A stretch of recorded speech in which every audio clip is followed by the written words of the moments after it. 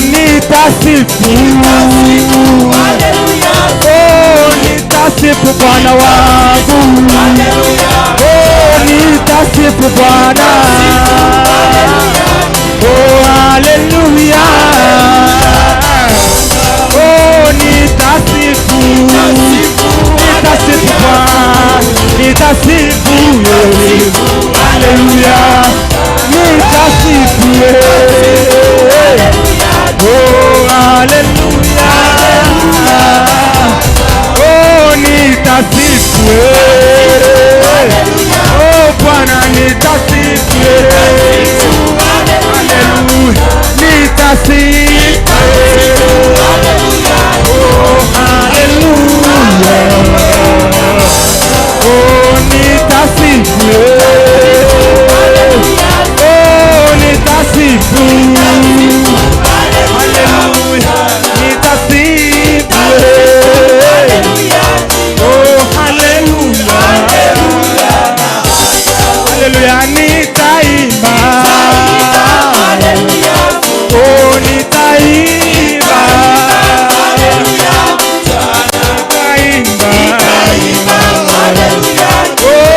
Haleluya.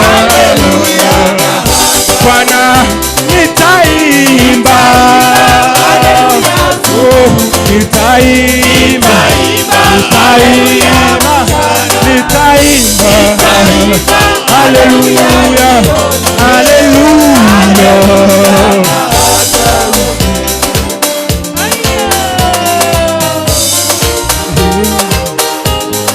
Hakuna usiloweza Yesu. Hakuna usiloweza. Hakuna usiloweza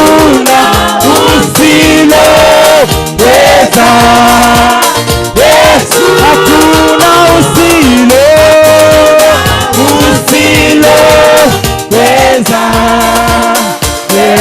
Hakuna usiloweza Bwana wangu. Hakuna usiloweza. Bwana Yesu. Hakuna usiloweza. Haleluya. Yesu. Hakuna usiloweza. Bwana Yesu. Hakuna usiloweza Bwana. Bwana wangu. Hakuna usiloweza. Bwana wewe. Hakuna usiloweza Bwana. Bwana yeye. Hakuna usiloweza. Haleluya. Hakuna usiloweza.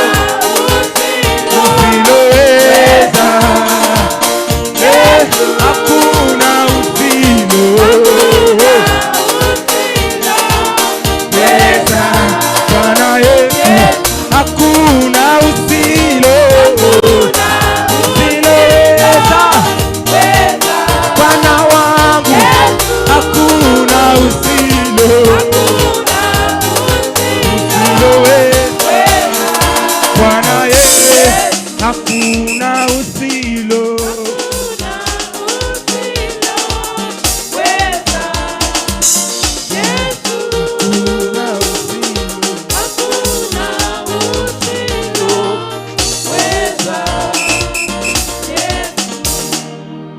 Haleluya. Wacha tumsifu Bwana. Tuendelee. Bwana nimetambua wewe ni mwema. Bwana nimetambua wewe ni mwema. Bwana nimetambua wewe ni mwema. Bwana nimetambua wewe ni mwema.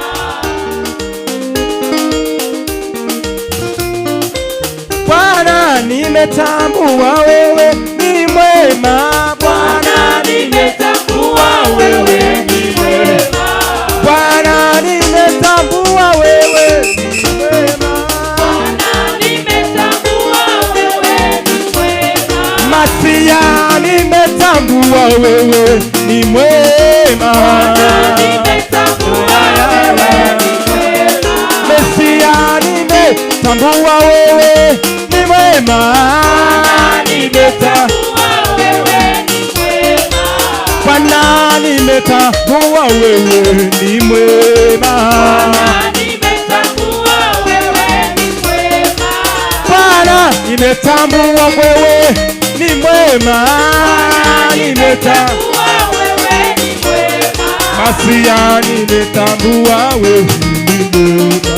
Bwana nimetambua wewe ni mwema. Bwana nimetambua wewe ni mwema. Bwana nimetambua wewe ni mwema. Bwana nimetambua wewe ni mwema. Bwana nimetambua wewe ni mwema. Pokea sifa e Mungu Ewe Mungu, pokea sifa e Mungu ewe Mungu, pokea sifa e Mungu ewe Mungu, sifa e Mungu wangu ewe Mungu, pokea sifa e Mungu ewe Mungu, pokea sifa e Mungu ewe Mungu. oh haleluya haleluya amen amen oh haleluya amen haleluya haleluya haleluya haleluya haleluya oh haleluya haleluya haleluya oh haleluya haleluya haleluya sema haleluya haleluya haleluya oh waimbaji haleluya haleluya haleluya haleluya haleluya haleluya oh haleluya haleluya haleluya imbe haleluya haleluya haleluya waimbaji haleluya haleluya haleluya tuseme haleluya haleluya haleluya oh haleluya haleluya haleluya pokea sifa e Mungu Ewe Mungu, pokea sifa e Mungu ewe Mungu, pokea sifa e Mungu ewe Mungu, pokea sifa e Mungu ewe Mungu, pokea sifa e Bwana ewe Mungu, pokea sifa e Baba ewe Mungu. oh haleluya haleluya haleluya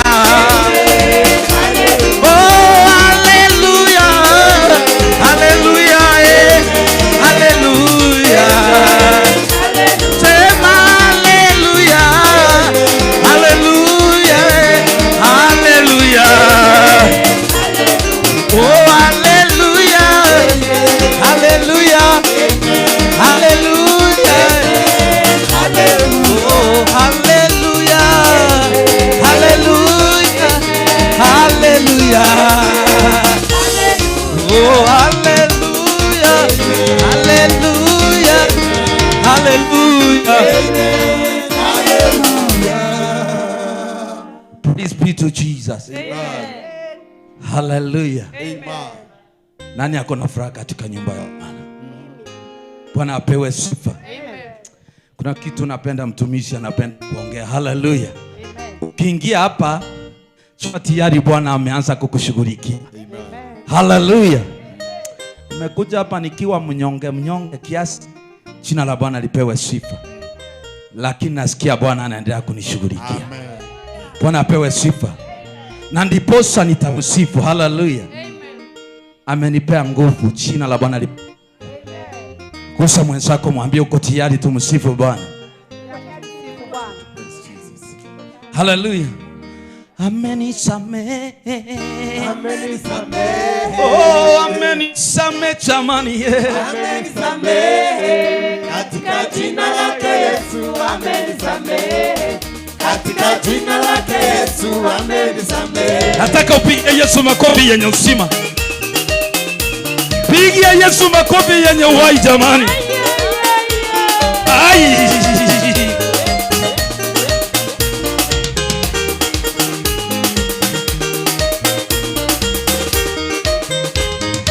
Sijaona mtu akipiga makofi yenye uzima. Haleluya. Amenisamehe. Amenisamehe jamani. Katika jina lake Yesu amenisamehe. Katika jina lake Yesu amenisamehe. Amenibariki. Amenibariki jamani. Katika jina lake Yesu amenibariki. Katika jina lake Yesu amenibariki. Ameniinua. Ameniinua wapendwa. Katika jina lake Yesu ameniinua.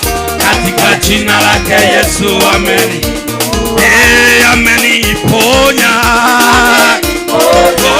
Ameniponya huyu Yesu. Katika jina lake Yesu ameniponya. Katika jina lake Yesu ameniregesha.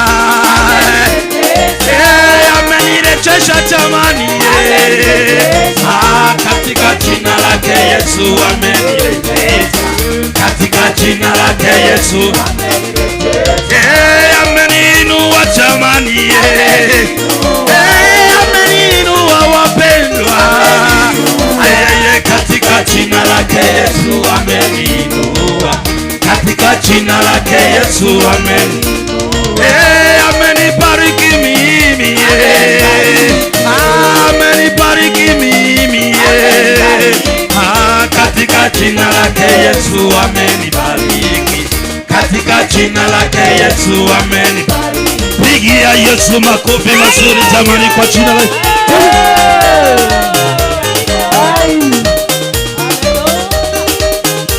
Pigia Yesu makofi yenye uzima. Kama unapenda Yesu sema amen. Kama unapenda Yesu sema haleluya. Kama unapenda Yesu sema amen. Kama unapenda Yesu sema haleluya.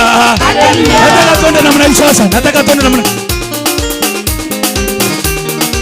Unaanza kutoka chini unainua Yesu. Haleluya.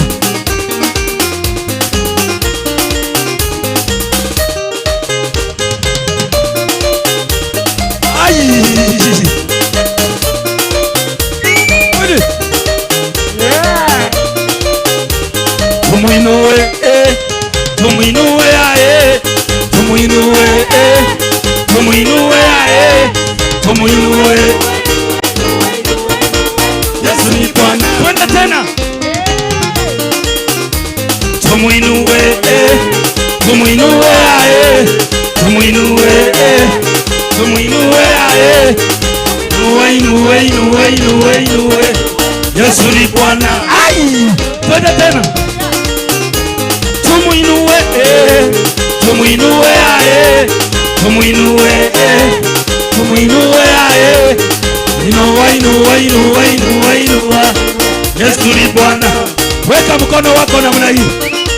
Nataka uinue Yesu kutoka chini ukipanda. Haleluya.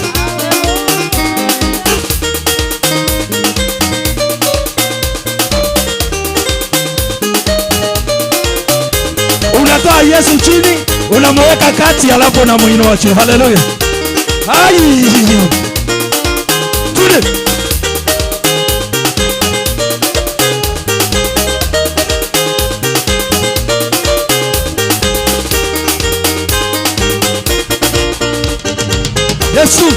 Yesu wapi? Juu. Juu sana. Yesu wapi? Yesu wapi? Juu sana. Amekuponya yeye. Wapi tena? Juu sana. Yesu wapi? Wapi? Juu sana. Yesu wapi? Yesu wapi? Juu sana. Yesu wapi? Yesu wapi? Juu sana. Wapi shangwe na vigele? Haleluya. Nataka tuimbe wimbo ambao unasema Bwana ameniona. Haleluya. Bwana ameniona.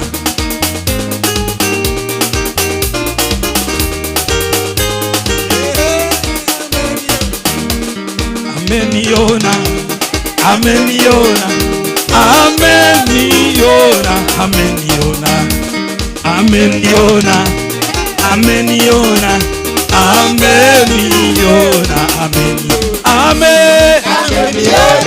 Ameniona. Ameniona. Ameniona. Yesu ameniona. Ameniona. Ameniona.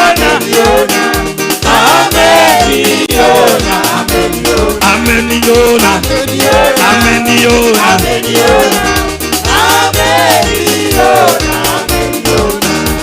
Amekuona. Amekuona.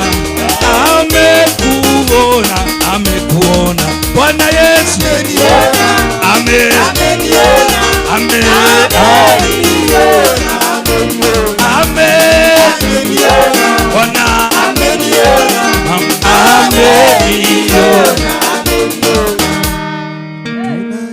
Haleluya.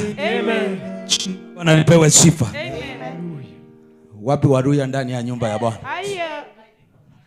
Kumbe Waruya ni wengi. Haleluya. Jina la Bwana lipewe sifa. Ama ni kuambukishwa Uruya. Haleluya. Tunataka tumsifu Bwana kwa njia ya Kiruya.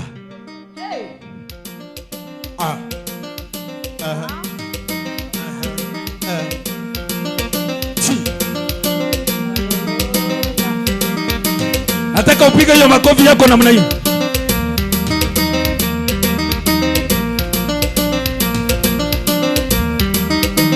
Piga hiyo makofi yako kwa nguvu.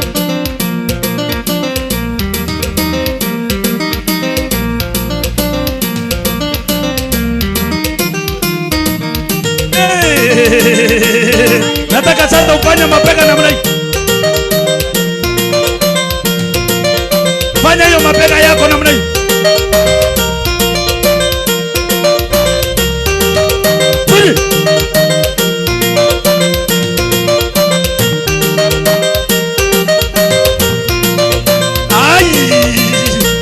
Twende namna hii sasa.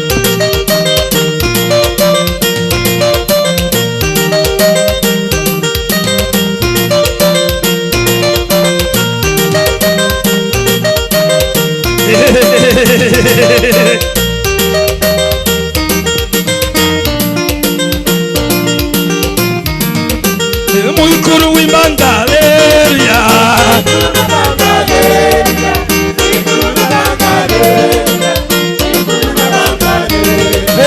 Mukuru w'imbanga, haleluya. Baba Daddy mukuru w'imbanga, haleluya. Baba haleluya, haleluya.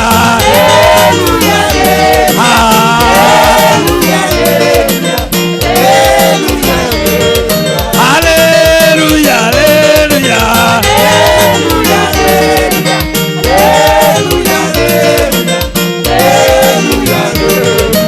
Mukuru bunyansindunyana.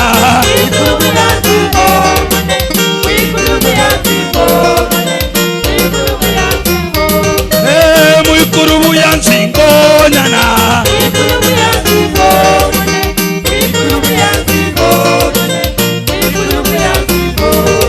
Haleluya, haleluya. Baba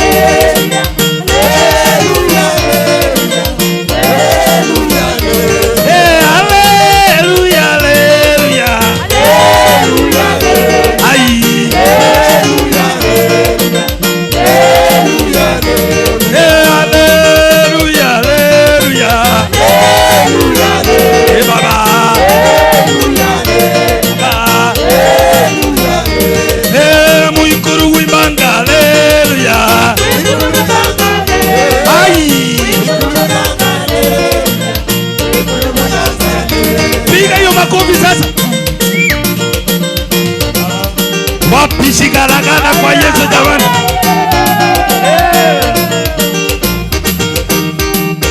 Ai! Piga hiyo makofi.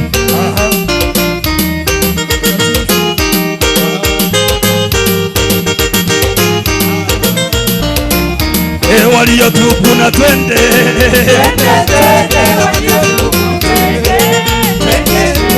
Waliotubu twende.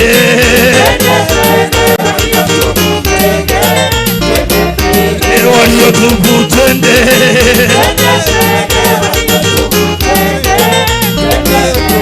Waliotubu na twende.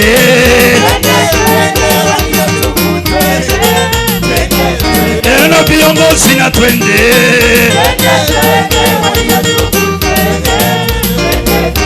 Na waimbaji na twende.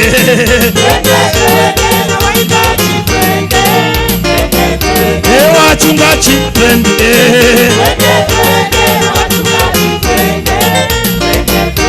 Na wachungaji na twende.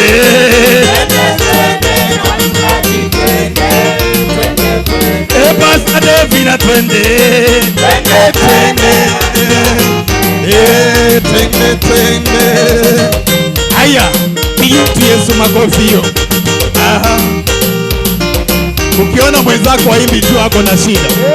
Aha. Aha.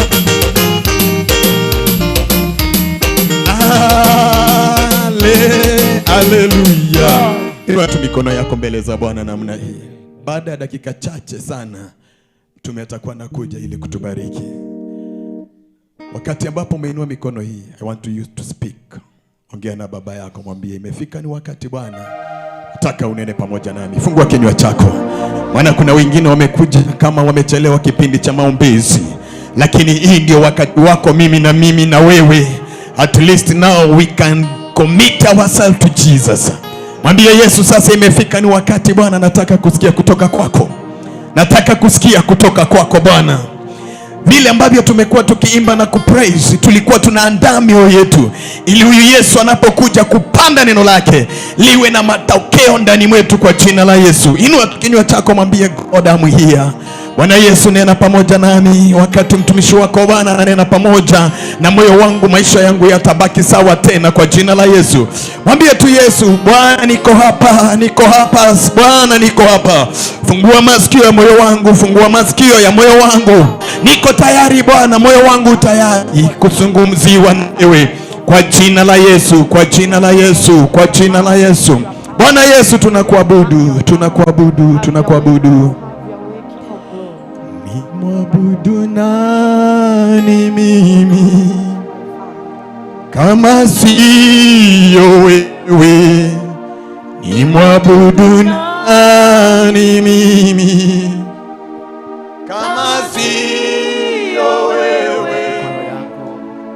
Hakuna mwingine wa kuabudu ila ni wewe Jehova,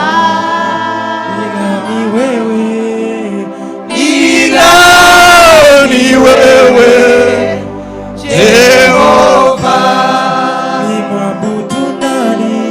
Nimwabudu nani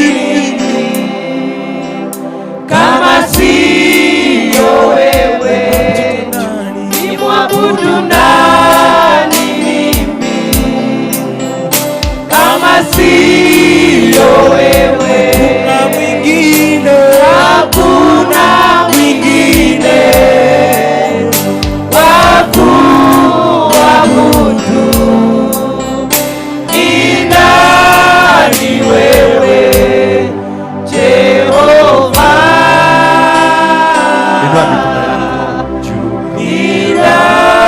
Mwambie umekuja leo katika ibada hii kwa sababu ya kutafuta utukufu wake. Fungua tu kinywa chako. Mwele kaundo higura kanwa lako. Tell this God, I'm here. I'm here because of your blessings. I'm here because I need to see you. I'm here, I need you. I need your hand. Touch me today. Touch me tonight.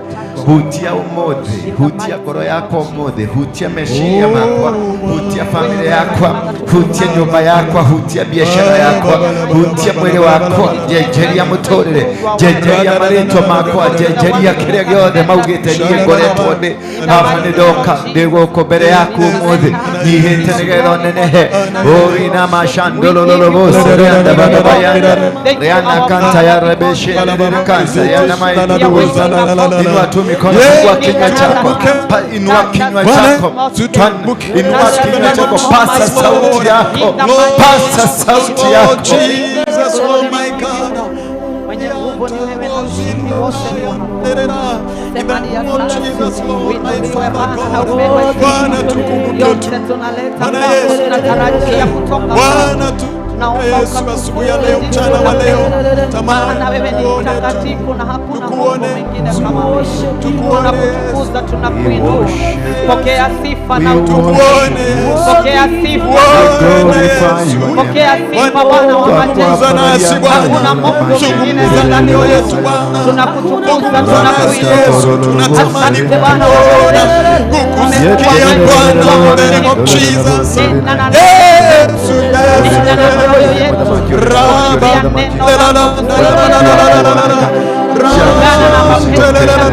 kukubaliana na neno lako, maana wewe ni mwenye nguvu.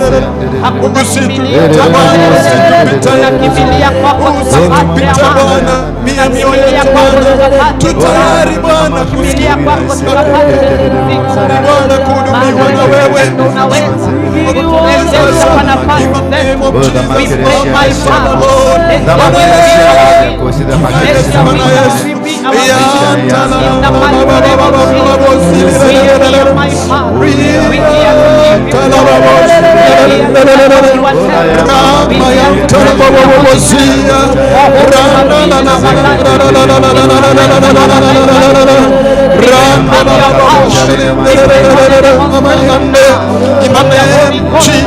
we need your presence.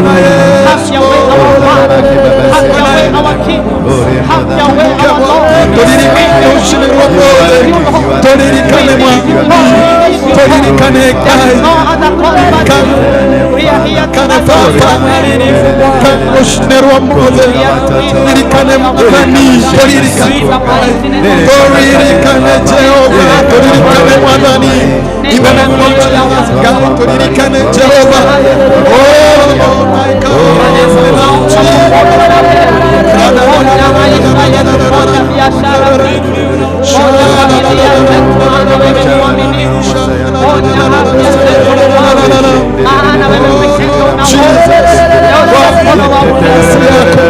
Chukua nafasi yako Yesu,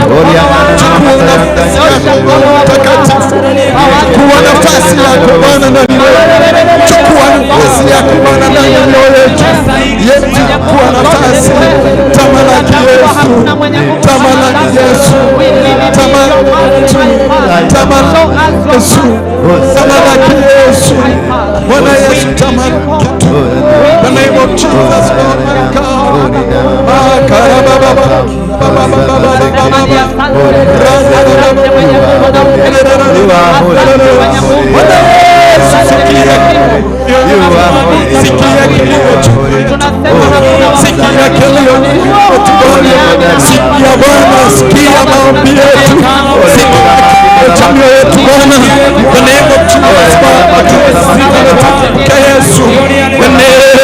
Jesus, Lord.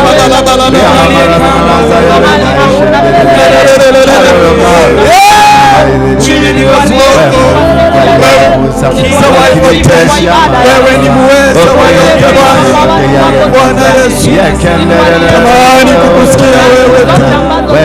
Bwana Yesu,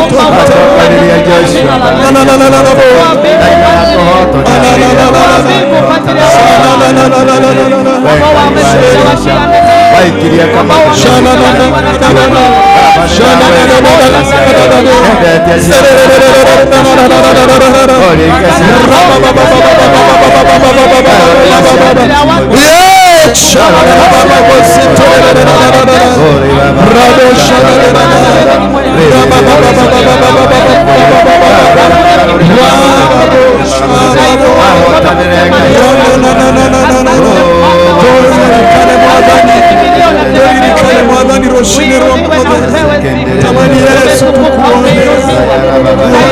Zaidi ya Mungu yote. Tuone Yesu. Fanya makuu. Ambayo hatuwezi kuyafikiria kwa akili zetu. Tunaomba ushindi wako.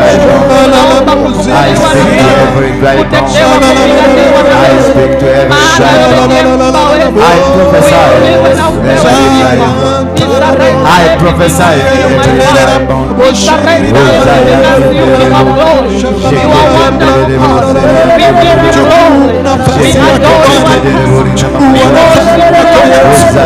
Chukua nafasi yako Bwana. We worship you, Lord. We give you glory. We adore you and there is no other God but you. We are here to adore you and have your way now. Have your way, King of glory. Have your way, have your way. Intervene, our Father. We really need your visitation. We really need your presence. In the mighty name of Jesus. We need your presence, oh Lord. Because you're wonderful, God. In Jesus' name we pray.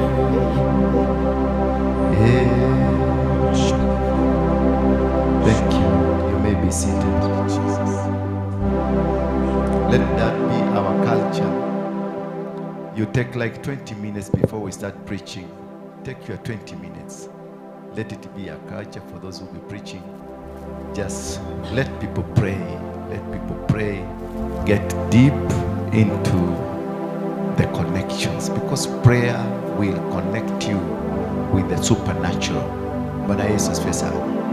Prayers will connect you with the supernatural. The power and the authority of heaven is from the prayer. Once you pray, you break every obstacle. Unavunja miamba yote.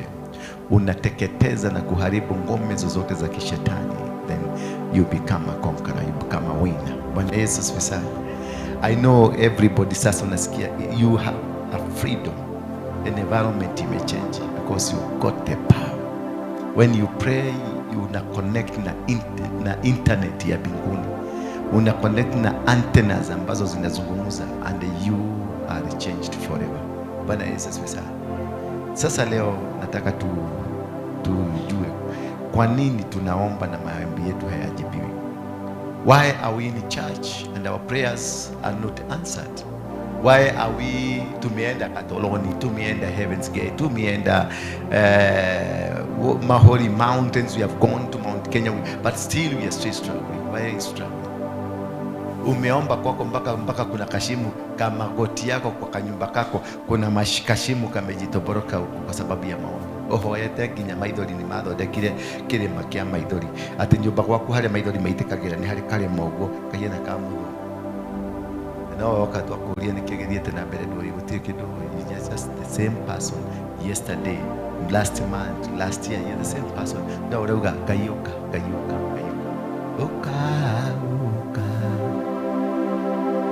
uka netuira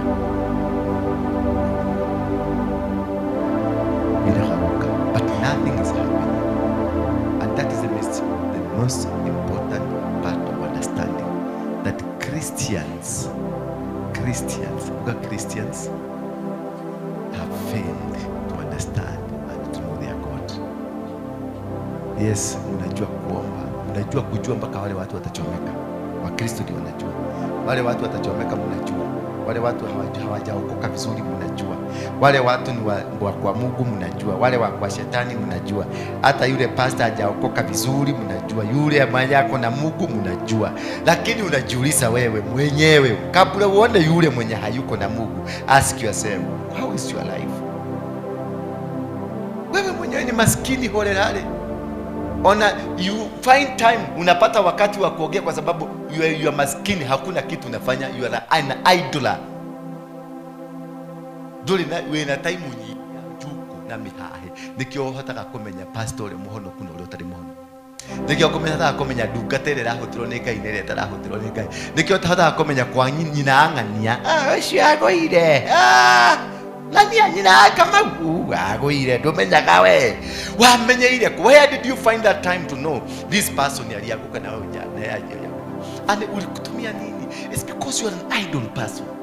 And an idle mind is the workshop of who? The workshop of the devil. And that is where you find out the devil is cooking all those things that you are talking about. Until such a time you come to understand that you got no right to know about others, the only right you have to know is about yourself, and knowing the relationship you have between you and God that will make you succeed, will make you move. But ask yourself, how and why do you find yourself backbiting? How and why and where did you find yourself speaking about others who are saved and who are not saved, talking about many other people who are not delivered and those who are delivered, and this person is delivered, this person is not delivered? It is because there is a mistake that is in you but you don't know. Yet you carry your Bible, you go to the mountain, you pray, you are a preacher, you preach, you are an intercessor, you are praying kila siku naralaka hapa ukiomba kila kitu, maombi umeomba, lakini baada ya kuomba, kumaliza maombi ni kuomba naomba tikiti. Baada ya kumaliza maombi unakuta immediately siku hilo namaliza maombi ndio unasikia kasimu tong tong tong, kuangalia unakuta ni landlord ama nikiateka amesema amefuga nyumba. Sasa unashindwa ile maombi mpaka mulipigia pastor usiku kainyeigwa mahoya na milango ile yothe rari mihinge ni ahikoka na gainyuga ithitu ile cirari guko ciothe ni ciehera na Ngai ni auga atiriri ni egukwambararia ni ugutwara kunene, lakini immediately the same God who so talk to you, he refused to talk to the landlord. So you ask yourself, kaga you aragia mwena umwe na kumudaragia, what happens, what goes wrong? You ever ask yourself? Ate ni ukurathira nginya pastor waku uria kwambarario na uria gutumirwo na uria Ngai ekumuhuthira no gwaku gutire nginya gya kuria. Ngai ucio ataramba gukuhe gya kuria nigetha umuone kuma gwaku, nigetha na kigo kirura twarira pastor waku ri kia kwambarario ri kionekane tawe uri ya Kristo muyuragie icuria te nigetha uke kunjira ati wina ndumiriri yakwa ri tamba uthie wambe umenye kana ni urite ni ndukanihere ndumiriri wakwa ndurite mwathani agoco bakwa nginya gakuo kau nekturia ucenjanagia twiri o muthenya kahura gako gatika gakioma rucio goka wikirite kangi ucoka unjira ndehera uria nganeneha uria ngagia makari uria huduma ino yakwa ikagia na andu aingi pereka kwako. Ngai ucio agirirwo gukwari, Ngai agikwarĩria ũguo. Ta rĩu ndĩmũhe example, Ruto agĩũka nyũmba ĩno rĩ ĩyoke aingĩre harĩa kanitha ĩno nĩ kũrĩmĩnio rĩrarĩ. It will change, it must change. Mwathani agoco maũndũ marĩa megwĩkwo gũkũ tondũ wakorwo nĩ akuga tondũ no nginya protocol nĩ megũkinya mbere gũkũ makuje waseme huko kuna nini, kutapakwa rangi kama hii karamika kuna mapoti hole katafunikwa mapoti hole zote ila mia hapa nje. Kama hii nyumba haina network ya stima utaona haraka watu wa power watakuja wa connect, watarudi watoe? Hapana, watatoa wataenda. Hiyo itakuwa ni blessing ya mudhamaki kukuja. Sasa wewe mudhamaki alikutembelea usiku na akakwambia venye mimi nitakaa, venye mimi nitabarikiwa. Huyo mudhamaki alirudi akaenda na baraka, akakosa kukuachia hata kikombe cha chai. Aisha, nyinyi na mama nabii na nyinyi wateni na yule nabii yenu, mimi msiniletee unabii yenu, msiniletee. Come with uniambie hivi ndivyo Mungu, huyu Mungu ambaye amenituma amenifanyia hivi. Nitakusikiliza. Todo tweligie moyo. Twadie bale twadie kabale. Wetagia mushufa ugetemwe na mushufa mukanywa. Katugo meka. Hani odi ikale hau nage kobe ikalete hau. Nage kobe ya dhufu na rege nechanga maranywa. Eso ke ugate ya ngayuma kuki. When you go for business, I normally go. Nedia kitu kitabo business lunch. Business lunch tutidia mkule Karumaito. Na gogo kia tatudia Serena Intercontinental mikawa ina meneto ne biashara mwadi wikate. Mwadi kuruta. Na ugete kwa business lunch. Unaona mimi nimeita huyu amekuja, nimeita huyu ni wa kampuni nyingine amekuja, huyu ni wa kampuni nyingine amekuja, tumekuja tumekaa meza moja. Si story tutapiga hapa. Tutaenda pale kwa buffet, kila mtu anachota chakula. Anachota nini? Chakula. As we are eating, ndio tunaongelea biashara.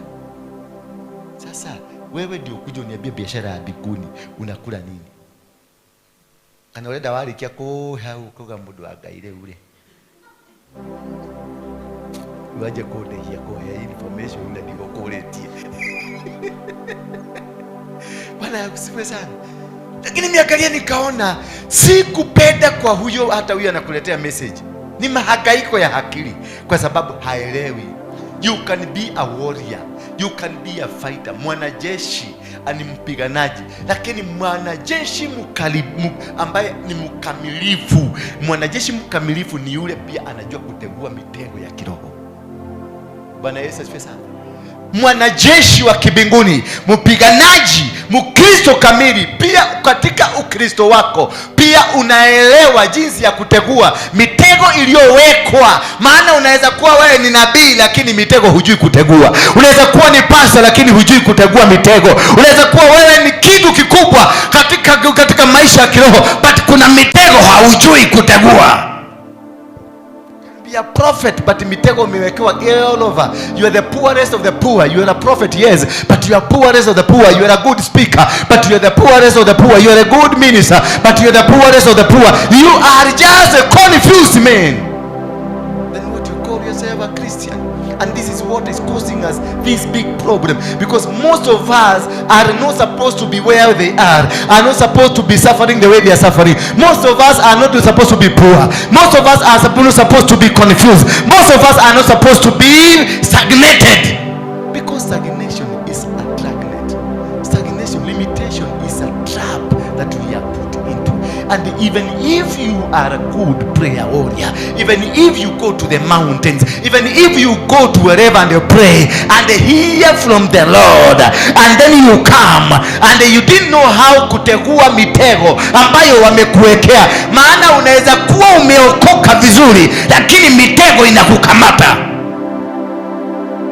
Bwana Yesu asifiwe.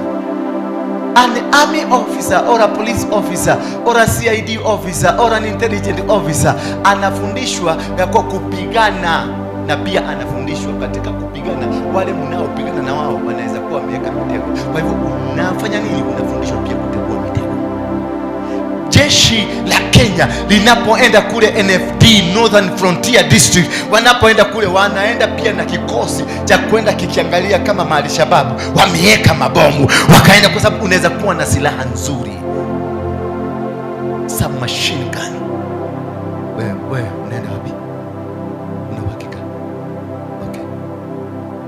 Unaweza kuwa uko na submachine gun, detectors. Yani unaweza kujua adui yuko pahali, na ukilenga kale kama msalaba kana kuja, ukilenga kwa wale wanaangalia movie, ukilenga hivi unamuona yule mtu unampiga kichwani ama kwenye jicho mara moja tu. Lakini unapomaliza kumpiga yule unakuta umekanyaga bao. Ukiinua mguu utamalizika. Sasa inabidi unaangalia wenzako, hawawezi kuja kukusaidia, maana wakikuinua mtalipuka pamoja. Unakaa tu umemuua adui, ndio, lakini wewe umekanyaga adui na hata kumaliza, maana haukuelewa kutegua mitego. Ulijua kupigana na ukashinda vita, ukamaliza yule adui, ukamwangamiza, akafa, amekufa, wanasherekea amekufa. Lakini ukiinua mguu wako lile bomu litateguka, maana ulijua kupigana, ulijua kukemea mapepo, ulijua kulisae, kulinae, kulikaka, kulibungu, kulinako, kulianto. Lakini haukujua pia katika kulinae shetani pia alikulinae mguu. And that is where we are stuck. We are so holy. You are so holy. Tuko tuwakataki, tumetakazika, tuko wazuri, lakini inside us we are trapped somewhere. Dirikana uko kwenye maombi, lakini bado unapigia pastor yako dirikana. Then why did you go for the prayers? Ule katoroni ukehoya katikati ya katoroni, kwa sababu ya zile simu 5 umepigiwa. Simu ya magonjwa, mtoto amefukuzwa shule, hana school fees. Mara kidogo umesikia mtoto mwingine ameanguka, mara kidogo umesikia landlord amefunga nyumba, mara kidogo umesikia kuna kitu. Ukiwa katoroni, ukalikuwa umemwacha pasta wako, ukiwa katoroni kule Mungu anakaanga, ukampigia pasta, ndio unamkumbuka pastor dirikana. Remember me in prayers, pastor.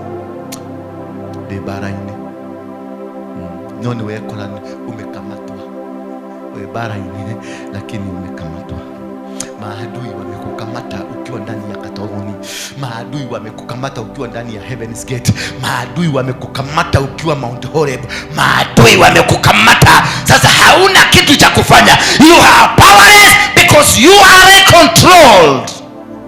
Yet you are in the center where God lives. Ulienda Heaven's Gate kwa sababu huko ndio utakutana na Mungu. Ukiwa huko ndio unapata. The only thing that is not under arrest, it is your phone and the number of your pastor. The pastor you left because he was not in control of this situation that you are in. Why? It is not because the pastor is not good. It is not because the Heaven's Gate is not good. Lakini kuna kukosa kuelewa mitego. If you are able to understand mitego ambayo tumewekewa, mitego ni muhimu, ni mikubwa, ni migumu, ina nguvu, ina uwezo kuliko maombi yako na Ukristo wako. Maana Yesu alitoka kwenye mlima 40 nights and 40 days. Alipotoka alikuwa na njaa. The man was hungry. He needed food. But what happened? The first time he stepped out of the mountain, then the devil came to trap him. And whatever he trapped him with, it is what that he had been promised by his father. Jesus, he was told that you will be speaking, things will be happening, that you'll be turning mountains, that you'll be turning stones to become bread, that you'll be making everything work, that your word is power, your word is authority. That is exactly what the devil came with and told Jesus. Oh, it is written. Okay, he didn't quote it from anywhere else but from the Bible. He didn't quote it from another book but the book of God, the scroll. And they say it is written in the book of God that you shall turn a stone to become a bread. It is written. Kumbe ni mtego. Yesu akaelewa huu ni mtego. Akasema man shall not live by the bread alone, but by what? By the word of God. By the living word of God. Oh, the devil can realize this man has understood this. Then he told that how jiangushe, drop yourself, the angels will come and lift you. It is a taste of because ukijiangusha si utajangusha, utajidrop pambang wakuke chini. Then the angels, because you are powerful, the angels will come and lift you up. That is pride. Kumbe some of you are trapped in the spirit of pride, yet you are worshiping, yet you are a prayer warrior. Mpaka venye unaombanga watu wanajua the designer. Unaombanga ukidanza so that the Holy Spirit can feel the dancing mode. Kumbe inside you, what is making you dance? It is not because of the Holy Spirit, but because of the power of the spirit of pride. Most of us are trapped. Mitego ya kiroho. Yes, you are Christian, you are holy. Yes, you are prayer warrior. And that is where most of you have failed. All prayer groups ambazo zimetengenezwa, they have failed towards the end. Why? Because they were praying, fighting the devil, but they didn't know they are also traps against them. If you are able to understand mitego ambayo mmetegewa kama familia, mitego ambayo mmetegewa kama wafanyikazi biashara, mitego ambayo mmetegwa kama kanisa kama hili, you may be having a church full of the Holy Ghost fire. Power of God is there, but mitego iliyo hapa ni mingi sana. Mitego ya kunasa watu ni mingi sana, and people wako ndani ya mitego na wanafikiria wako huru. Only that to come and realize you are inside a cage. You are caged. You are walking from one end to the other end of the cage, thinking it is a house. Kumbe it is a cage. And that is what is causing so many problems in churches. That is what is causing so many problems in the country like Kenya. That is what's causing so many problems in families. That is what is causing so many problems in businesses. That is what's causing so many problems in our environment. Because mitego ya kiroho. Mitego ya kiroho ni hatari kuliko Ukristo wako. Ni hatari kuliko shetani mwenyewe. Bwana Yesu asifiwe sana. Because claiming utasema ni demo honoku kuma reda honokire kuma mwaka 1984 kuma ndaigwa komotorera tondu ni andorete na kajua wega na akadeithia wega amen na akaje kama undu mega amen na akade kama mana amen na akadeithia wega amen ndaigwa komogosha na ndaigwa komotorera na ndaigwa guikara wega ine wake na uraire na kimundu kiani utuko uraire ugicuka mundu wene kanitha-inĩ mũkire gakone karĩa niho mũkũrĩaga kĩrĩra kĩa kũdiscuss mũndũ ũrĩa ũngĩ no ũihũrĩrĩrwo nĩ roho wa Ngai ũraigua gwĩka atĩa ũraigua gũtũra thĩinĩ wake ũraigua kũraha wega wake no harĩa mũkũrahaga wega wa ngoma 1 minute you are with God, another minute you are in the devil's cage because you have been caged. You are not suffering because you are not a good worshipper. You are a good worshipper, but traps that stops you from what you desire to become are all laid, are all put against you. You cannot make it, you cannot move, you cannot stand, you cannot be or whatever that you think you can be because a trap has been put. Traps are all over. Zimewekwa mitego moja baada ya nyingine. You are not able to move from where you are because you have been compromised by the traps of the devil. Mitego ya kiroho. Watakutegea mitego mingi. Watakuweka kwenye maombi ambayo watakutoka hapa ukienda Katoloni kuomba. Utaenda kwa unaendea kuombea kanisa, lakini ukifika Katoloni unaomba kwa niaba yako. You pray for yourself. Because things will be so difficult. Ukiwa kule watakurushia michare ya maombi kuhusu wewe, mgonjwa utasikia huko ripoti, unasikia mgongo umeuma, sasa unaanza kuombea mgongo. Unasikia biashara ile mlikuwa mnataka kufungua, yule alikuwa anataka kuifungue pamoja ameondokea. Unasikia kitu kingine katika everything that is touching you removed from you, and then you stop the war you had gone to wage on what? A war against the people attacking the church. You stop it. You concentrate with yourself. Munakuta mulikuwa watu 7, lakini whatever you concentrated on, it is prayers about yourself. What had took you there imekufa. Why? Hamuku understand mitego ya kiroho. Hamuku understand God, he has a plan for you. Also the devil has another plan to distract you from removing him from your life. So that is why you find so many of us are in church, but we still have a house where the devil lives. There's so many of us in church. Yes, we are holy. Yes, we are able to preach. We are able to sing. We are able to prophesy. But we have another home where the devil lives in our own compound. That is where you are still crying. And you go more koi makare pokaus. Eh? Yesu ti makobo. No, kariganiro ti makobo. No ni go kira to yia na makobo. Sio hao na nyororo go. Tege mwire tu yekira. Uwe ona go makobo ma plastic. No ni kule makobo mekira go na ile tu go. Maretha. No kimona town ya kinyitu. Na kwenda liwa lia kanite.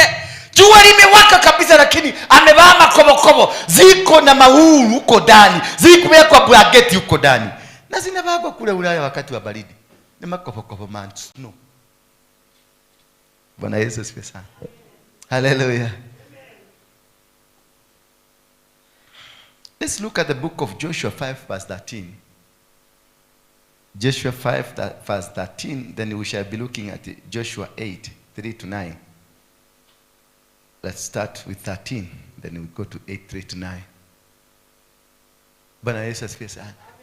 What I want you to understand today, it is not the salvation that has a problem.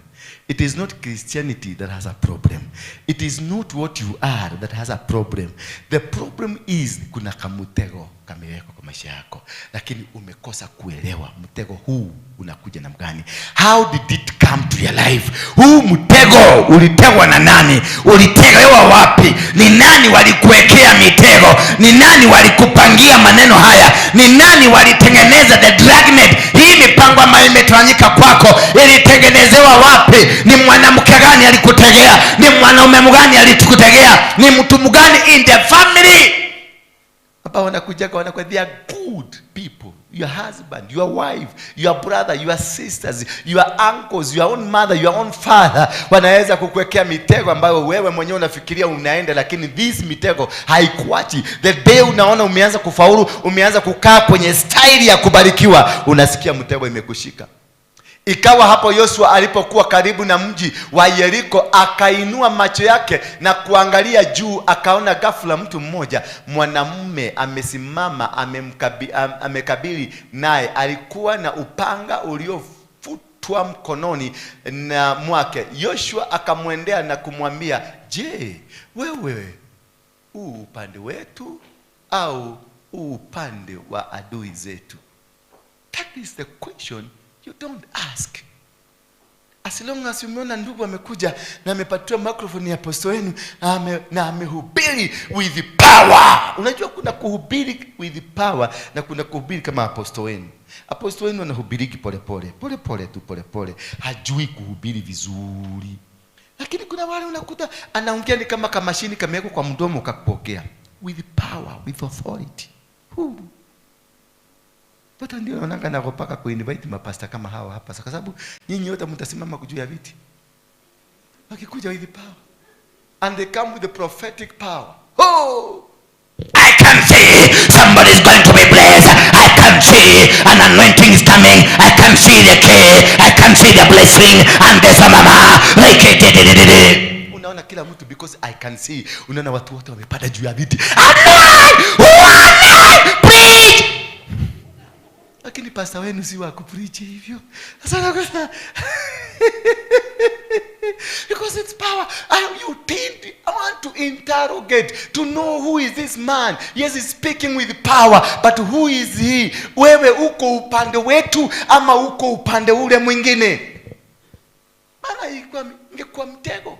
You wanted to know exactly. Yes, you are a commander. Wewe ni jeshi. Tunaona umevaa mavazi, uko na silaha na kila kitu, and we need somebody to come and help us to fight because bado tunapigana, tunapambana. But who are you? Where are you from? And what are you? Why did you come to us? Not every person is a good friend to you. Not every person has been sent to come and help you. Not every person that is working with you. Not every person is genuine in your life. It doesn't matter whether it's your sister, your brother, or your cousin, or whatever it is. These people, they are good. Ikawa hapo Yoshua alipokuwa karibu na mji wa Yeriko, they needed an army. They needed support. Alihitaji watu wa kwenda kupigana. Alihitaji, maana maadui walikuwa wengi. Alihitaji, lakini kuliko kuja jeshi libaba lilikuwa na nguvu, aliliuliza kwanza, wewe ni wa upande gani? Christian, you will only be able to succeed ukijua kutegua mitego, si kujua kuomba. Bwana Yesu asifiwe sana. Ukijua nini? Kutegua mitego uliowekewa. Maana most of you mmewekewa mitego. Most of you mmewekewa na waume zenu na wake zenu. Kwa kitanda mnachokilala, kumbe kuna dawa imewekwa. Ukikuja tu kuvuka kitanda kile, ukienda kuvuka pale, ushapata mtego. Umewekewa mitego kwenye chakula, umewekewa mitego hapa kanisani. Tumekuja naambia huyu dada tukue tukiomba, huyu dada na huyu dada na huyu dada na huyu dada tunaomba. Kumbe huyu dada ni mchawi, huyu dada ni mkorogaji, huyu dada ni mcherati. Tunakuja tunashikana mikono tunaomba. Kumbe tunapoomba tunafikiria tunamwomba Mungu. Huyu pia katika anga yake ya uchawi, anga yake ya usherati, anarusha usherati. Anga ya huyu ni mchawi, katika anga narusha uchawi. Anga ya huyu ni ya usinzi, katika anga ya usinzi anarusha. Sasa mkiomba mnaomba mkiwa katikati ya anga ambazo sizo ambazo ziliwalete mahali pale. That is why it's very important to know ni nani muna fellowship na yeye when it comes to intercessory. Because somebody will be interceding to kill you. Somebody will be interceding because some others, they have come to monitor you. How are you praying? What are you praying? What is your energy? Uko na power gani? They want to know okinyetele bwereko yake roho. They want to know how powerful you are. They are there sent specifically positioned to make sure they come to understand, to know, to interrogate you, so that they will be able to come and hit you. They will hold your hand and they will take something away from you. Tutashikana tu mikono, tutashikana tu na wewe. Kumbe nimetumwa. Leo kama nawe tumetuma. Father, in the mighty name of Jesus Christ, inside me I am releasing a python pangs to her. By the time you go home, you turn away. I am a prostitute. You become a prostitute. Because nimekuweka kwa mitego ndani ya madhabahu. Nimekuweka kwenye mitego ndani ya Heaven's Gate. Nimekuweka kwenye mitego ndani ya maombi. Hasikukuweka ndani ya bar. So unaongojea mtu wa bar ndiye atakupeleka kwenye mitego. Unaongojea mtu wa kule duniani atakuweka mitego. Kumbe haka kasichana haka tu mshike. Kumbe alitumwa afanye hivyo tu. That is one. Na mission yake imemalizika. So wewe unafikiria tuko na mdada na unachukua mdada huyu mnaenda na yeye. Unasema mdada mzuri huyu. Mdada amejazwa na roho huyu. Huyu mdada tuliomba na yeye. Nikasikia kitu, kumbe ni roho iliwekwa. If you can be able to understand mitego, hautashindwa. Mitego uliwekewa na huyo the co-wife yule ameolewa na mke wa brother, mke wa kule mumeolewa nyinyi wawili na mabrothers wa Moiru. Huyo Moiru, kumbe Moiru ndio alikumaliza, na Moiru ndio anakupelekaga soko. Kumbe Moiru ndio alikumaliza, na Moiru ndio anakujaga kuchukua mtoto akuchukua hospitali. Ukienda hospitali ndiye wa kwanza ndiye anakupeleka, ndiye anaitisha ambulance, ndiye anaitisha kila kitu. Kumbe Moiru ndio aliwekwa hapo purposely to make sure whatever is happening, he is a witness to see inafanya kazi. Yet hapa dotoreka tuhoya. Doreka tukomene mahoya. Rashitaika upotea. Unatusumbua hatulali. Kumbe ulishawekwa mtego wa kulia kama punda.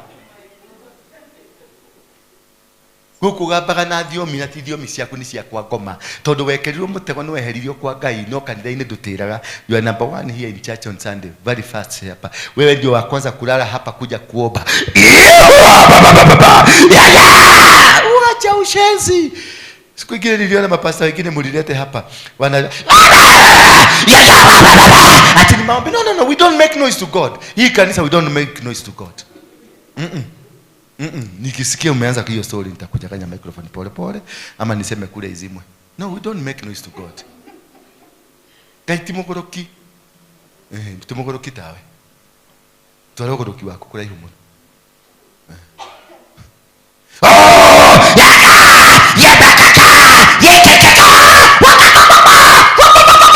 Sasa unashindwa hiyo ni maombi gani? Wewe ni wedazimu David. Sio ni goroki. Don't allow such people to come here.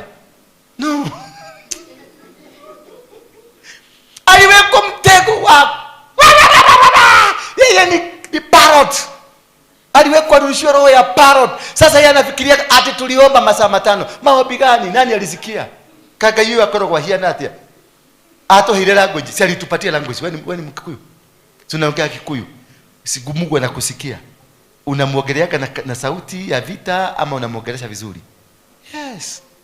Inegene tekelele yake nada ko hile dauti ya inegene. Urakuga goko tagu ineke. Why you making these noises? Talk to him, he's your father. Talk to him, he's your God, he knows you. The Bible says even before you opened your mouth, he knew what you wanted. He just wanted you to just speak it out. Bwana Yesu asifiwe sana. Leo ule okwenda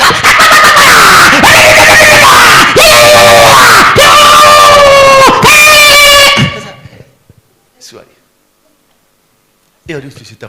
Confusion. Bwana Yesu asifiwe sana. Those are the spirits, demonic powers that are meant to confuse you and to make sure nobody else prays. Because when I'm making that noise, nobody else here will be able to pray. Bwana Yesu, they are diversionary tactics. Katika maisha, what I'm trying to train you to teach you is about katika ulimwengu wa kiroho, vita havipiganwi kwenye midomo yenu, vinapiganwa kwenye kutegua mitego ya shetani. We we succeed by destroying the altars. And the altars, you don't see them, but you go investigate. That is why sometimes you see me in the Mount Kenya. Sometimes you see me in Mount Elgon. Sometimes because I understand in Mount Elgon kuna watu huko walikuwa wanatoa kafara, kuna watu walikuwa nainua madhabahu kule. I want to go there and understand walikuwa wanainua madhabahu na namna gani. Ninaenda kwa Wakikuyu, ninawakuta, ninawasikiliza, ninaona how they do it. I will allow them, nitawanunulia buzi, niwaambie chija. Sasa nitawauliza Musa, kwa nini mumeichija hivi? Wataniambia. Tunaendelea kidogo, kwa nini mumefinya hivi? Wataniambia. Kwa nini hii nyama imewekwa pale? Wataniambia. Kwa nini hii kitu imewekwa pale? Kwa nini mumehakisha moto kama imekaa hivi? Because I need to understand. Siku jaba unasema tunafuga miungu ya Wakikuyu. Remo konto, unafuga nini hujui?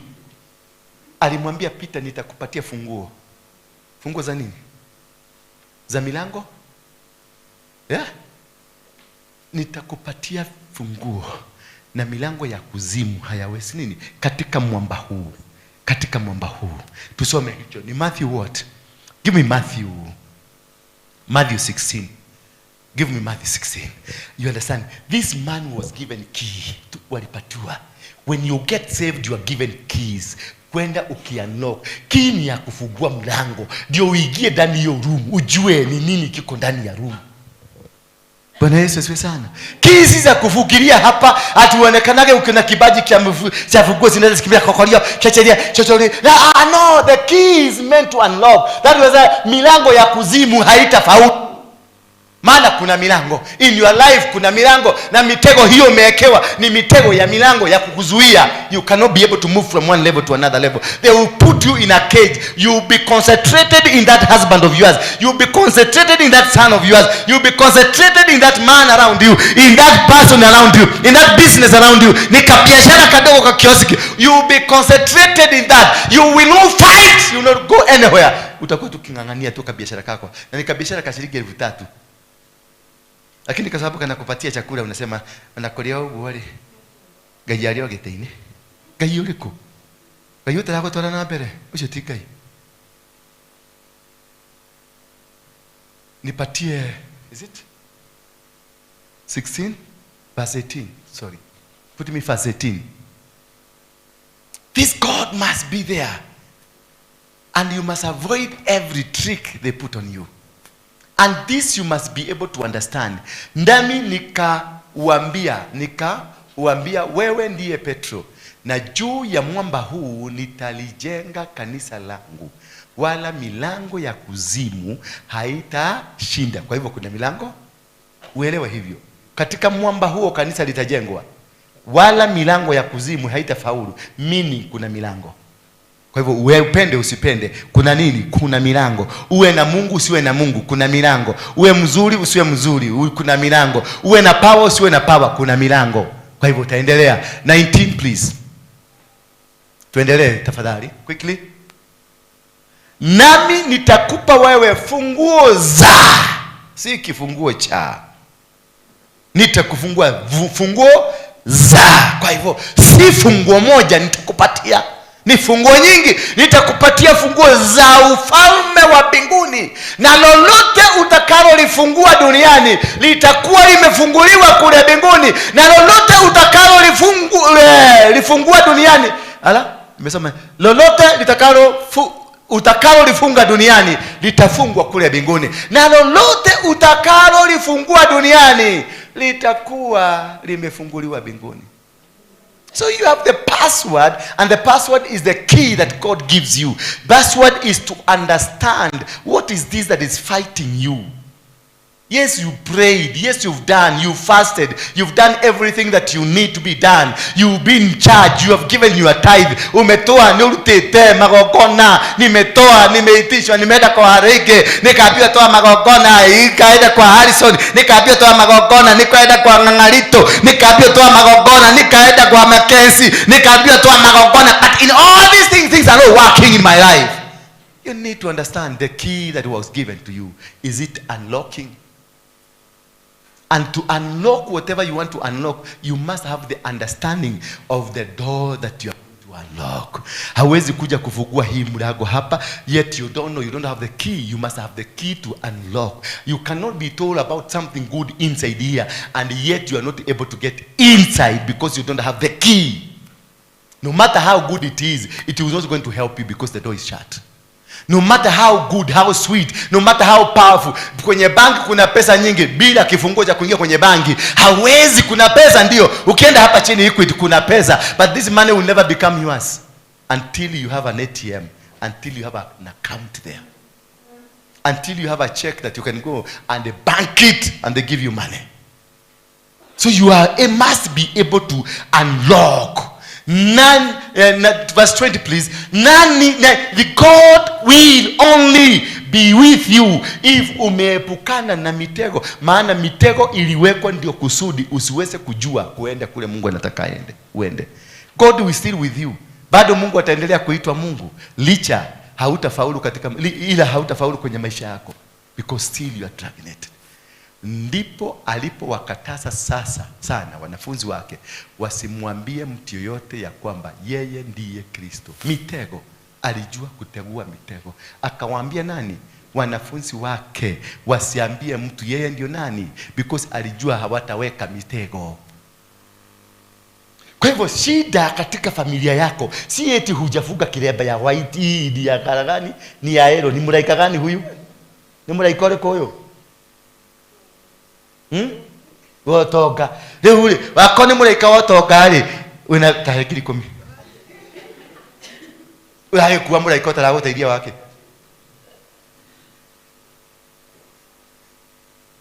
Atena mlaika wotoga. Ohire kia yellow nikyo kia kuha kia white. Ugeki wohire. Maragi make. Jira tha ici geke kira minike. Yenda kufundiria yaro. Ndenda unjirire tha ici. Geke ni giake. Rangi wake. Ni kuga ate. Yellow. Siama. Mulaika wa ciama. Yes. Green. Green ni thayo. Ni thayo. White. Jifirai mulaika wa tha. Jifirai wa tha. Blue. Reke ngurehere marangi mothe. Njira tu ndenda tukinanie tu. Blue. Roi. Tutake woka wekumbete ni ndwake wa ciama. Joy tondu kikia gwenda gwika kia hoiti. Ni mulaika wake wa ciama. Yellow. We hau ri na wetiki uria wetikitie ri we na mulaika wa ciama. Niguo o ni muri wao wakwa ba murehe ku kuriwe ba murehe kuri ni neke ni kuwete ciama kutange muringira kiama nene metu. Unaona, kwa maana kuna mitego ndani yake, ako na nguvu ya kufanya hivyo, maana ni mama yake, na mama yako ndiyo nabii wako wa kwanza. Baba yako ndio nabii wako wa kwanza. Your father is your God. And whatever baba yako akitema mate aseme amekubariki, that is akisema amekubariki. Naye mtu anaitwa Ruben akalaaniwa na baba yake Jacob kwa sababu ya kufanya nini? Ya kwenda kulala na mke wake. Bwana Yesu asifiwe sana. Na ikafanyika hivyo. Rubeni, the tribe ikatokea, tribe inaitwa Ruben. Tribe ya Ruben ikakuwa ni tribe ya kukufa every time and again, until a father, a spiritual father in the name of Moses akakuja akasema Ruben na aishi. Lakini kumbuka ni tamshi la baba wa kimwili lilikuwa limetamkwa, lakini kukakuja baba wa kiroho anaitwa Musa akasema Ruben nafanya nini? Ruben na aishi. Kwa hivyo tuko na power. We got the power to say it. We got the power to release the healing. We got the power, lakini mitego tuliyowekewa, huyu ni nabii wa Mungu lakini alifungwa kwenye wale waliomfunga vitambaa hivi, walimfunga pia. So aturaga kuwete gitamba yake na muno kimuno gagia mutwe. No gitiri wira kira muteithia naguo. Nikio no njwire kihubirite. No kiari kia wira wa Ngai, but she cannot perform. Why? Uri muthuri uria wakuohire wohete kiremba kia rendi nari na kamuthegi kari hwanga igire no amona ucio no wakuohire ucio no wakuohire no ucio no uthukitie mwana uyu wako Nali mulata wako. Nego. Yale mno ali mulata wako. Yeye murata witu. Tiga ali mulata wako. Ndamwendete tondu wa Mwathani. Gutire mulata witu. Mulata no wa mundu. Ndakenagia ni unabii. Ni wakenagia ni unabii. Na ni wa mundu tagira nginya tumatumbe tukomereirie. Biũ. Okereria ngoko nigetha munabii arie. Ugathii ukagura kanyama kanundu ka guthima kanini. Na gwaku hwae ciana ciaku itikurite kanyama. No na mbeca cia guthii kumugurira kanyama. Akahuna athii akihuraga ndore cia gukuruma. Yo jimera tha.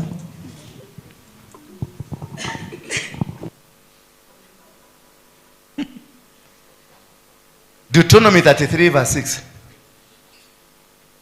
Bwana Yesu asifiwe sana. Tumefungwa sio watu wa mbali. Wale walio kufunga sio watu wa mbali. Tumefungwa na dada zetu maana ni wako wa karibu. Na kwa sababu hatuwezi kujua kama dada yako anaweza kufunga maana she is the best. Oyo ni watuigwa na ganake gwito. Oyo gwito nyoba yito. Oyo no wetu tuigwana. Aya ngimata tuhutanaga. No oyo no wetu vatagia. Ocio no okuhete.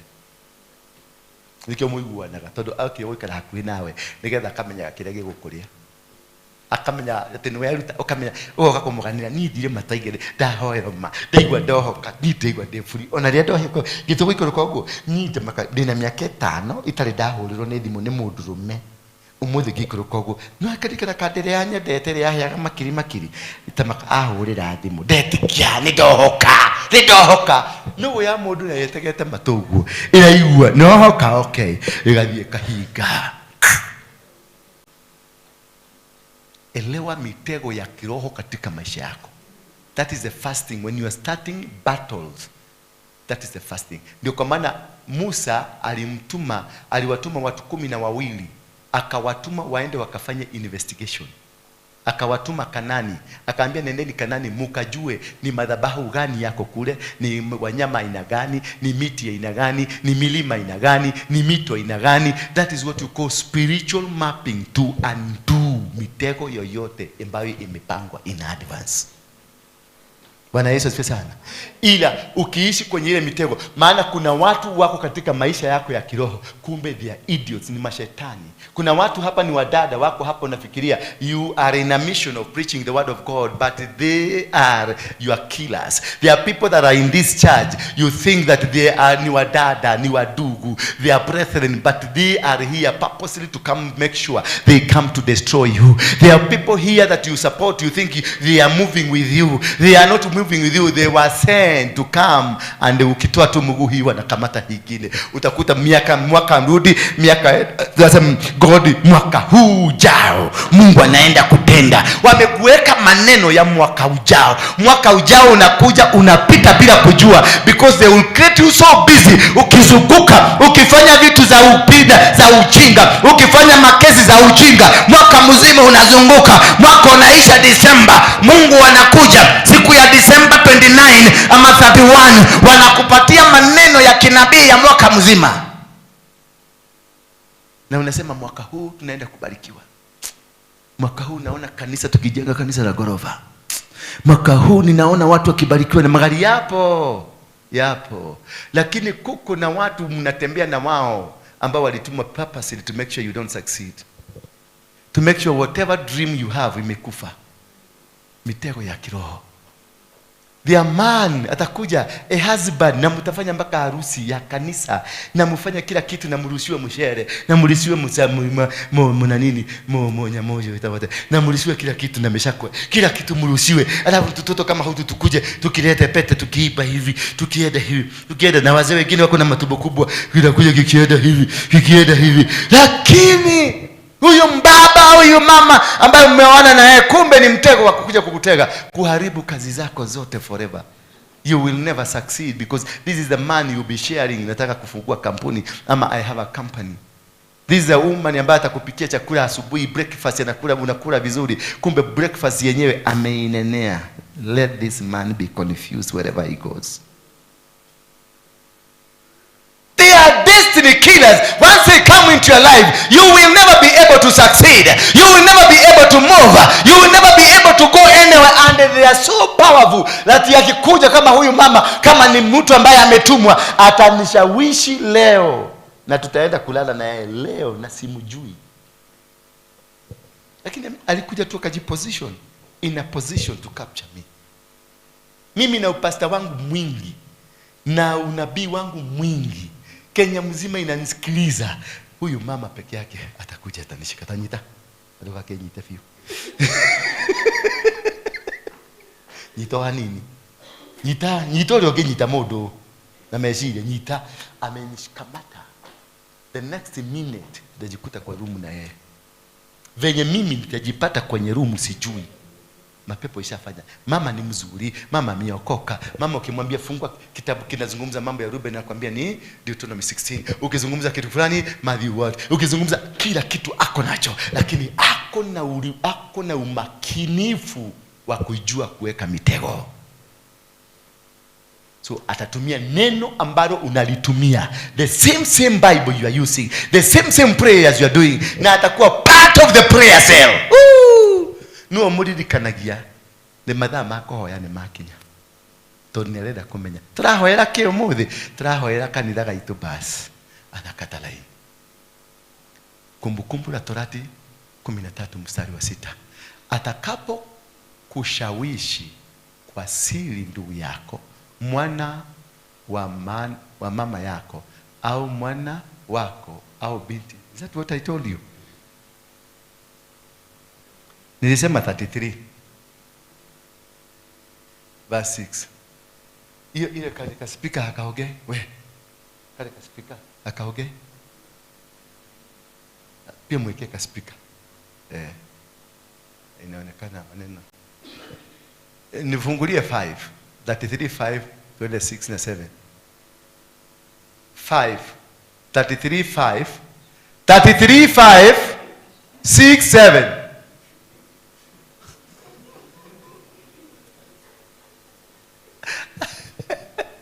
Akawa mfalme katika Yeshuruni. Unajua ile Wakorintho wanaitwa Yeshuruni? Niliwatwanga siku moja na mahoriri hali akaha west demugike mekira mafuti meho na no acio mokete ko tuigata handu twari mekira nguo dune yero ina mukarara hapa, na baba yao alikuwa anaishi kule Ngong. Sasa tukimugai, sasa tukiwa pale Kahawa West hapo, kwa hiyo soko ya Kahawa West ndio tulikuwa tunaleta ile kelele ya mugike ile, tulikuwa tunakonya wakonya na kelele. Sasa tulikuwa tunaweka microphone pale. Unajua Wakristo nyinyi wajika sana. Sasa unakuja kutukemea mapepo. Ni pepo, yes, tuko sisi ni mapepo, tukubali. Ni pepo, unaongea na pepo. Sasa unakuja kuconfront pepo, na hili pepo halijui kiroho, inajua mwili.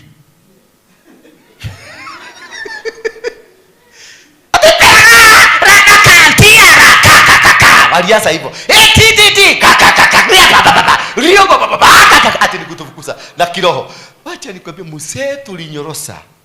Mimi sijaiona. Hata siku ndio nijiuliza. Kumbe kuna kuaga watu wanaweza kukibiria Kenya Olympic na washinde 100 mita. Maana huyo mzee tulijaribu kumfuata tumshike, hakushikika. Ni venye alitoka bio na Yesu wake. Na vitu zake tukachukua, tukahubiri nazo. Tukirado dai ya gaidai. Na kiroho yake kikafanya nini? Na hiyo ndio ujinga ya Wakristo. Hiyo ndio ujinga tuko nao Wakristo. We don't know how kutegua. Wangewacha tufanye vitu zetu, tuinue madhabahu yetu, wakuje baadaye, wakuje watakase hiyo yote. Wafute kila kitu tulichokisema. Simple. Uyoka confront modo ina rohiwa. Na inavudukia. Kama sasa nilitoa tu buduki, nikasema tia, nikampitia hapa masikio. Tia ya kumstua tu. Kwa sababu alikuwa anafikiria ni tu vijana amepata. Kumbe ni mtu ambaye amejihama. Nimwachilia moja tia ya masikio tu. Hii kapitia hapa, akasikia kaubaridi. Muse alienda miezi 6 hakutoka kwa nyumba. Ameyagera ndo. Todo ona gatara koro. Nauma nao gai. Na tiate mari ago umatiari ago mahukete kukuhoya Ngai. No Ngai wao ndamateithirie. Niki tondu wathi kundu na urimu. Ũrimũ wa Kristo nĩguo thũkĩtie. Christianity is a very strong body, but we are beggars.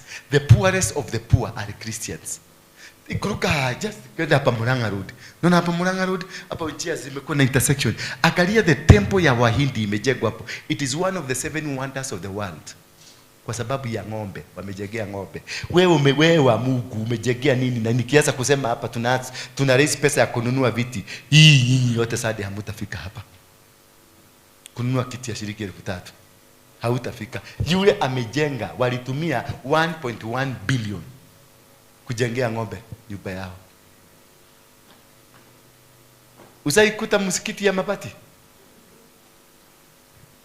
Na msikiti haijengagwi na kanisa mzima, ni mtu huyu anajitolea anasema nimejenga msikiti.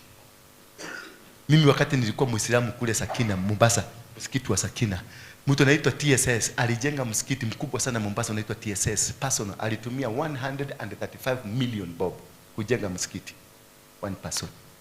Na angalia magari zake, although alikufa sasa ilichukuliwa na watoto wake, lakini magari zake unaonanga kwa barabara zinaitwa TSS, unga yake TSS, biashara zake TSS, msikiti pale TSS. That's the secret of unlocking vifungo vyote vya kiroho. The secret of knowing God, it is living and doing the will of God and servicing the altars of God. It is through the altars that we win. Katika madhabahu ndio malaika ukuja. Katika madhabahu ndio roho wa Bwana ufika. Katika madhabahu ndio it brings the presence of God. When you raise, you do an altar. When ukitoa dhabihu ama ukitoa that sacrifice, the sacrifice in a letter. And when God comes, his presence will accompany him. And when his presence comes, he comes with promises. After Solomon went to Mount Gibeon and slaughtered 1,000 bulls, he went to sleep. And he slept. What happened? And God appeared to him. When Abraham went to Mount what? Mount Moriah. When he was about to kill the baby, then the kondoo ikatokelezea. When he did that, after he did that, and God appeared to him. Gideon, baada ya kubomoa madhabahu ya baba yake, na kabla kubomoa, akati alirealize amekuwa kizungumza na malaika, alikimbia nyumbani, akachukua kambuzi, akachinja, akatengeneza mkate usio wa kuchachwa, akaletea yule malaika, kuweka pale. Yule malaika akamwambia nani, wekelea kwenye ile jiwe. Kwenye ile jiwe huyu jamaa alikuwa na kamuti, akaipoint, nyama ile ikateketea, ikachomeka. After immediately that, and God appeared to him. And when God appeared to Solomon, Mungu aliuliza Solomon, tell me what you want. God's presence comes with a promise. After Abraham did what he did, then when God appeared to him, alimwambia, because haukukataa kunipatia mtoto wako, na kwa sababu hiyo utaongezeka kama mchanga wa baharini na nyota za mbinguni. The sacrifice brings the presence of God. The offering that you are used to give brings the grace of God. Do you get me? That's our two things. Because the sacrifice, it is not your decision. It is a decision of God. But an offering, it is your decision. With your wife, with yourself, with anybody. When you utatua, unasema deda gutwara ngirici 10 ndware kanitha-ini, deda gutwara giti giki ndware kanitha-ini, deda gwikona ndware kanitha-ini, deda kwiruta we mwenyewe kwihotha. It is because you want the grace of God to be around you. But when it comes to a sacrifice, it is a command from God. It is God who will send you, who will tell you, now rise up. No di kwadura, no di na ngirici 10 othi urute igongona ni undu wa maundu maria mariaga kwanyu. It is an authority from God. You don't give that which you don't have. You give because you have it. And you don't give because somebody to you. You give because God has instructed you. It is God who instructs you. And that is why I normally ask you, is who told you to bring your sacrifice? If I hear tũikarĩte thĩ na mũthee tũrona atĩrĩrĩ, maũndũ maya nĩ maritũhire mũno ĩ, na rĩu rĩrĩa tũrakororaga YouTube-inĩ tũrona we nĩwe ũngĩhota ũhoro ũyũ, I won't take your sacrifice. I won't, because you are not ready. God has not commanded you. You saw it. You saw me, but God never told you. Because when you discussed, it got out of the brackets of God. You don't discuss. A sacrifice, it is very personal. It is you and God only. Not even your husband, not even your wife, not even your father, not even anybody in your life, not even your pastor, not even your bishop. Nobody is allowed to know what you are going to give to God. You alone. And that which you are going to give to God, he gives you. Isaac akamuuliza baba yake, naona kuni, ninaona kiberiti, ninaona kisu. Where is the sacrifice? Naye akamwambia na nini? God shall provide for himself. Akamwambia Gideon, nenda kwa zizi ya baba yako. Huku kwenye zizi ya baba yako nimeweka ndume 2 za miaka 7. 2 of them. Go pick them na uende usiku uchukue. Ilikuwaje zikajikuta 2 za miaka 7 in the same compound? Because God had prepared. The season ikifika ya kuvunja madhabahu hii, hizo buzi, hizo ng'ombe zitatumika. It is a season inafikanga ya madhabahu yako kuvunjika. Si wewe, si maombi yako. It is a season.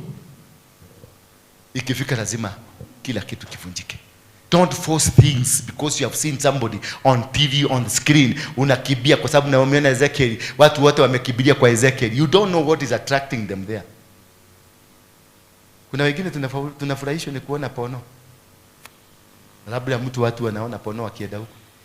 So na wewe unaenda huko, hujui kwa nini wameenda huko. Don't rush to Waroige. Usikibirie Waroige mpaka Mungu akuzungumzie. Bwana Yesu asifiwe sana. Usikimbilie mtu yote mpaka Mungu akwambie that is the way I want. Akamwambia Abraham ya kwamba go to Mount Moriah. In one of the mountains that I will show you. It is God mwenye anakupatia amri where to go, because he is already prepared the place where you are going to be delivered. Before I was born, I was prepared for people now that nasaidia sasa. Before I was born, I had been already prepared for the people I'm helping now.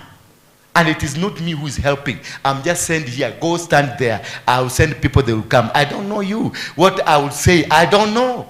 Ukifika hapa ndio nasikiaka naambiwa mwambie amefunguliwa. Sipo. Mimi sitakuwekelea mkono because mwenye alinituma hapa na mwenye alikutuma hapa amesema, because alitaka tu your obedience. In the book of Genesis 22 verse chapter 1 verse number 1 chapter 22 verse 1, the Bible says after this thing God tested Abraham. So whatever you are doing coming, it is a test. Ndio Mungu akufungue, it is a test that you must pass. Why? Lazima kuwa umeruka mitego. Ile mitego ilikuwa imewekwa. Maana Abraham aliambiwa atoke kwa baba yake na asiambie mtu, achukue bibi peke yake atoke huko. Imagine ukira mukagu kaburoti gine kala muikarite na muigete ng'ombe na indo ciothe atika mwathani mwari wa ithe itu ukiri mwega deure mwathani arauga atiriri tubagare tuthie. Kiuria kia mbere gioka kiriko turathieko ndajirite no auga tuthie ithira karaja ko kuguruka kari ki urarire kari ki urari athiko ici tutige indo ici ciothe tuthie he kahiga yocio waku nake. That God was testing the zeal. Nyarenda he wanted alitaka kumfanya Abraham baba ya mataifa yote. So how obedient are you? Utakwamilia tung'ombe twako tungapi? Utakwamilia mke wako aje? Ni nini chako? Mpaka ya mwisho anamuitisha mtoto. Ya kwanza nitoka kule, akatoka. Ingine sasa mtoto amezaliwa, amekuja tena na amemwambia negera mwana usio. Alafu anasema give me your son. The only son, Isaac, whom you love. That is how God spoke to him. Give me your son. The only son. The son that you love. Yani akasisitiza, yani kumuhutia, kumudesha inili yake, kumudesha litobua maini kana kare wendete piu niko ndirenda. Still God was testing him to see whether this man qualifies to become the father of the nation, the father of the people of the world. And indeed alifaulu. Maana alipoambiwa ni kuchinja mtoto, aliwekelea mtoto kwa makaa. Aliwekelea. Akienda kuduga kisu. Noli utajira atiriri. The question comes now to me. Yes, it is God. Atukubali tu ni Mungu. Sasa wewe ni mama yangu ama ni baba yangu, na umeniwekelea kwa jiko, kwa kuni, unataka kunichija, na mimi nimeona ulikuwa unataka kunichija. From there kwenda mbele kutoka hapo sasa kwenda mbele, what will happen? Yeah? Utakuwa ukiniambia kuja tuende, nataka kujua tunadieko. Tunaenda wapi baba, niambie. Joshua 8:3 verse 9. Joshua 8:3-9. There are things that happen in our life that these things they are supposed to be understood. Maana kalikuwa kamtego. Abraham alikuwa ametegwa, akatai na mtoto, naye Mungu akatai na dunia. So kuna vitu vidogo mitego tumewekewa, vidogo ambavyo vimewekwa katika maisha yetu, na vile vitu ambavyo vimewekwa katika maisha yetu ni mitego ambayo imetuzuia the next blessing. We are failed in the next blessing because Mungu alisema go and do this. Na wewe sasa ukaanza kufanya mahesabu ya watoto, ukafanya mahesabu ya nyumba, ukafanya mahesabu ya kule utaenda. How will it start? How will I do it? How will it happen? What will happen? Unakuta this is not tenable. Sasa unakwamilia kwa sababu ni kimsee na mmetengeneza pesa nakio, kimetengeneza account yenu inasema 40 million, 50 million, na magari mko nayo na kanyumba mko nayo, na Mungu anasema odoka. Kaja kwa imagine na miaka 50 ulikuwa jako. Na kimundo nige shaitani kiare hiro mutorere-ini waku kige shaitani yokire gukonia naga iri guthara no kaja kumura ndiradieko. Bwana sifiwe sana. Yoshua 8:3. Basi Yoshua akainuka na watu wote wa vita pamoja naye ili waende Ai. Yoshua akachagua watu 30,000, watu mashujaa wenye uwezo, akawatuma wakati wa usiku. Sikiliza, akachukua watu 30,000, the number is there, watu nini? Mashujaa. Kwa hivyo lazima when you are going to battle, you must understand the zeal that is in you. Watu wenye mashujaa, wenye uwezo. Si mashujaa, unaweza kuwa mashujaa lakini hauna uwezo. Bwana Yesu sana. Unaweza kuwa uko na nguvu lakini hauna nini? Uwezo. Ni uwezo wa kutumia akili, si uwezo wa kutumia mwili. Ni uwezo wa kufanya nini? Kutumia akili. Basi kama wenye uwezo. Ngoja kidogo baba, tusome kidogo. Watu wenye mashujaa akawatuma wakati wa nini? Wa usiku. Being very strategic. Alichukua watu 30,000 na wote ni mashujaa wenye uwezo. Kisha akawatuma saa ngapi? Usiku. Maana alitaka wasikutane na mitego aina yote. Basi Yoshua akainuka na watu wote wa vita pamoja naye ili waende Ai. Yoshua akachagua watu 30,000, watu ambao ni mashujaa wenye uwezo, akawatuma wakati wa usiku. Tuendelee baba. Akawaagiza akasema, angalieni mtaotea kuvizia. Understand that? Underline that. Akawaagiza akasema, angalieni mtaotea kuvizia ule mji. Kwa hivyo mji, we are not just going to attack it. Atuende tu kuattack kama wajinga. Lazima tu attack with a plan. Kuotea, it is kuenda in a secret way. People will not know that mumeingia huko. Bwana Yesu asifiwe sana. Mtaotea kuvizia ule mji upande wa nyuma. Get me? Those are the traps. Wakalei a trap. Upande wa nyuma wa mji. Msiende mbali sana na mji. Muende upande wa nyuma wa mji wa Nairobi. Ni wapi? Tuseme ni Lemuru. Muende Lemuru, mujifiche huko, mkae huko. Muende upande wa nyuma wa mji. Aliwapatia maagizo. Kumbuka huyu mtu ni yule aliambiwa na Mungu, usiogope wala usifadhaike, niko na wewe. Plani ni yake. Mungu alikwambia usiogope wala usifadhaike. Maplani ni za nini unachora na huko na Mungu? Si ni kwenda tu hivi kama unasema Mungu amesema mtoke. Utagogwa, utakatakatwa na Mungu abaki kuitwa Mungu. alisema uagize, akasema angalieni, mtaotea kuvizia ule mji upande wa nyuma wa mji, msiende mbali sana na mji, lakini kaeni tayari nyote, msiattack, msiende mbali, mkae karibu na mji tayari kufanya vita until I tell you what to do. Tuendelee please. Na mimi na watu wote walio pamoja nami tutaukaribia mji, kisha itakuwa hapo watakapotoka nje kupigana nasi kama walivyofanya hapo kwanza, sisi tutakimbia mbele. Unanielewa? Kumbe hawa watu kuna kitu walikuwa wamefanya hapo mbele. Kwa hivyo tumejua siri zao. Bwana Yesu asifiwe sana. Kumbe uliomba ndio ukapata ile shamba uko nayo. Kumbe uliomba ndio ukapata ule mzee uko nayo. Kumbe uliomba ndio ukapata kanisa kama hii. Walijua uliomba. Basi na sisi tutakuja. We are going to come with plan B. Joshua wale wengine walikuwa wamepaka, lakini sasa Joshua alielewa wamepaka ndio ni matokelia wala next time hawatatushinda. Kisha akapanga. Katika chapter number 7 nisema walienda wakatandikwa 3,000 wakanyoroswa.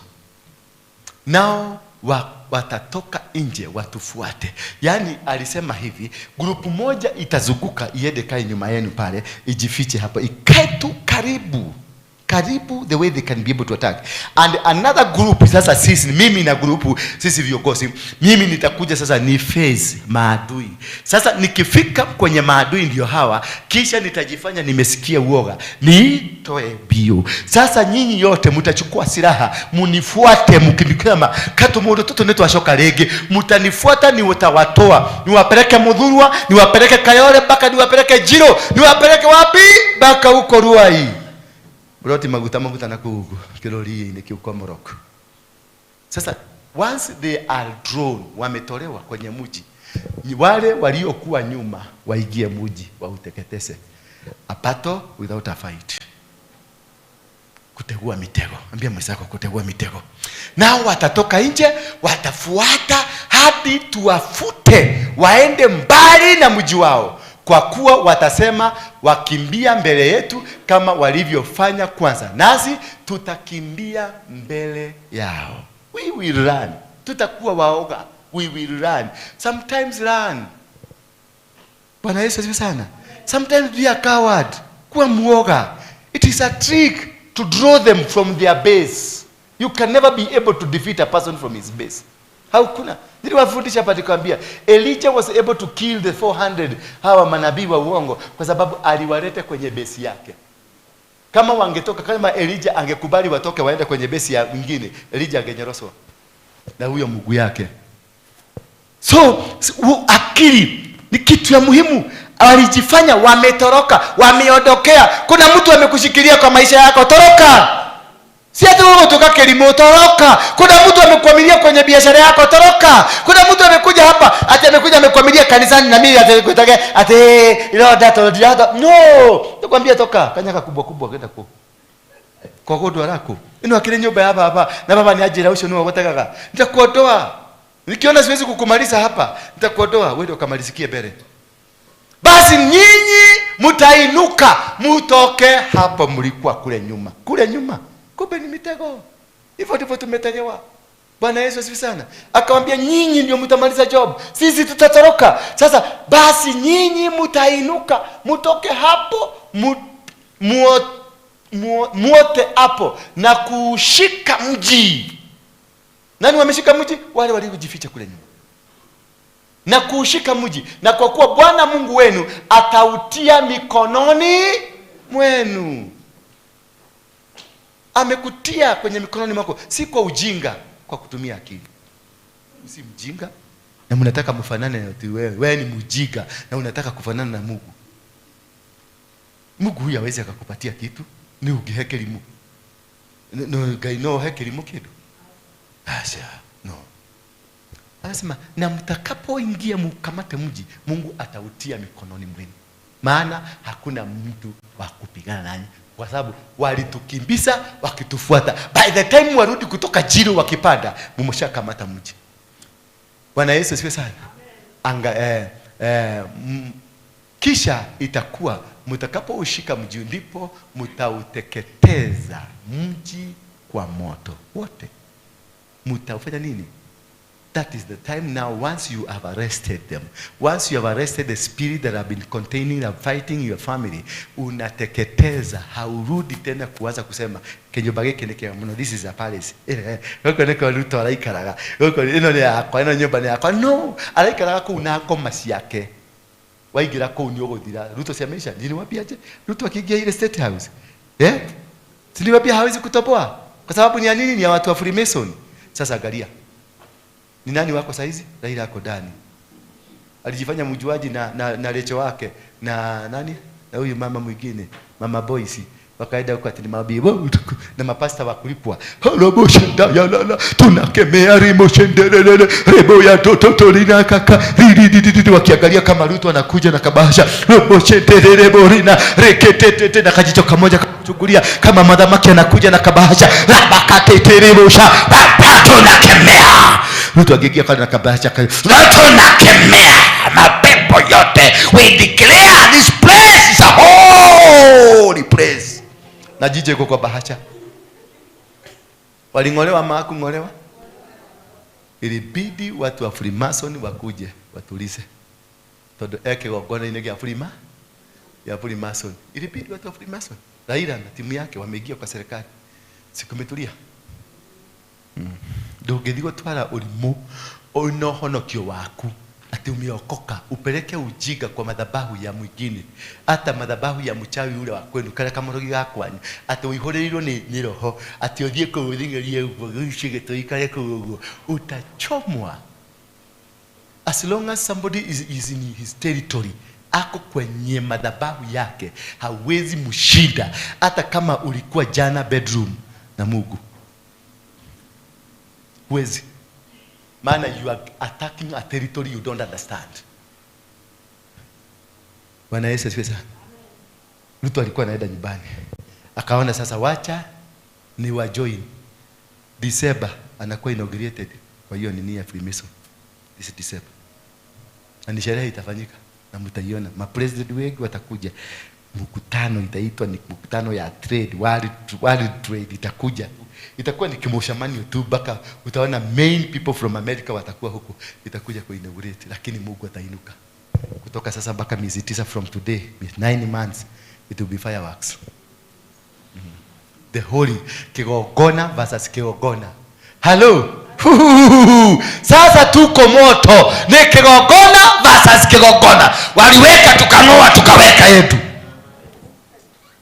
Tuna kitu atafanya sasa. But nilimwambia, nikisimama, mlikuwa hapa. Nikiambia Ruto, mwa hiyo madhabahu iko hapo. Na ukiwezekana we hama tu hamia state, tafuta state house nyingine hamia. Lakini si zile zimejengwa. Ile ya Sagana ni ya Freemason, ya Nakuru ni ya Freemason, ya Eldoret ni ya Freemason, ya Kisumu ni Freemason, ya Kakamega ni Freemason. You need to overhaul, because that is what God had called Ruto to come and do, to overhaul. Kuweka overhaul, kuchange inchi. Lakini sasa yeye na ujuaji yake na kiberebere yake, what happened ni kwenda kukombolewa ndege. Nani ndege hiyo ni ya nani? Ni ya Freemason. Hiyo private jet. Ikampeleka wapi? America. Akaenda akavalishwa guo. Akirudi hapa Jesse ndio hao. Welcoming him. Kuja kwa dhamaki wetu. Kidogo nasikia Raila yako kwa serikali. Kidogo nasikia nusu mkate. No any other time tumekataa, tumesema hakuna any other time. Serikali itakuwa ya nusu mkate. Serikali hii itakuwa ni ya mama boga. Serikali hii itakuwa ni ya boda boda. Ati ni madhabahu. You speak of what you know. You don't speak of what you don't know. Upgrade. Kwanza kusema ati nikoja korona mutumio kana kada no uikarete hako jete ndikurwa nayo ati tondu leo nawe na mayo. Understand him. Tie kuonaga kama nduka shake ugu. Menya kila gethini wake. Bwana Yesu asifiwe sana. Madhabahu si kitu ya kuchezewa, si kitu ya kung'ang'aniwa, ni kitu ya upange. You have to understand mitego yote ambayo wameweka. Kila dragnet, kila mtego, ile mtego ya kiroho. Na mitego ya kiroho ndio imetuangusha, si dhambi zetu. Mmeweza, dhambi ni mtego wa kiroho. Usinzi ni mtego wa kiroho. Usherati ni mtego wa kiroho. Kwa hivyo mitego ndiyo muhimu sana kuijua. Ndio kwa maana Moses alisema hatuondoki mpaka tuwatume watu waende wakachunguze kule. Ndio tutakapoondoka tutakuwa tukiweka ile mitego. Walipoondoka kutoka Egypt, what happened to them? A few days walijikuta jangwani for 40 years. Waliwekewa mtego. Na mtego mmoja tu waliambia na wasee, sasa kwa sababu tunaenda, kuna haja tusakamize. Ndio turadi. Yeti liko inya tunaenda 80 days. Kuna haja tusakamize? Wakasema hapana, tuende. Circumcision was what? A covenant between man and God. They suspended the covenant. The moment you suspend your insurance, ufanye accident leo, utalipwa? Hautalipwa. They suspended God from their life. Devil akawachukua. For 40 years walinyagio. Kisha itakuwa mtakaposhika mji ndipo mtauteketeza mji huo wote kwa moto, sawa sawa na hilo neno la Bwana, angalieni nimewaagiza. Sawa sawa na neno la nani? La Bwana, nimefuatiliza na maagizo. Bwana Yesu sio neno tu, lakini pia neno la kinabii limefuatilizwa kwenye maisha yako.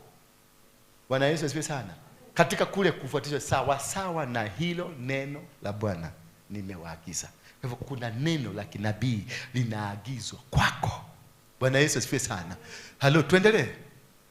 Basi Yoshua akawatuma, nao wakaenda hadi hapo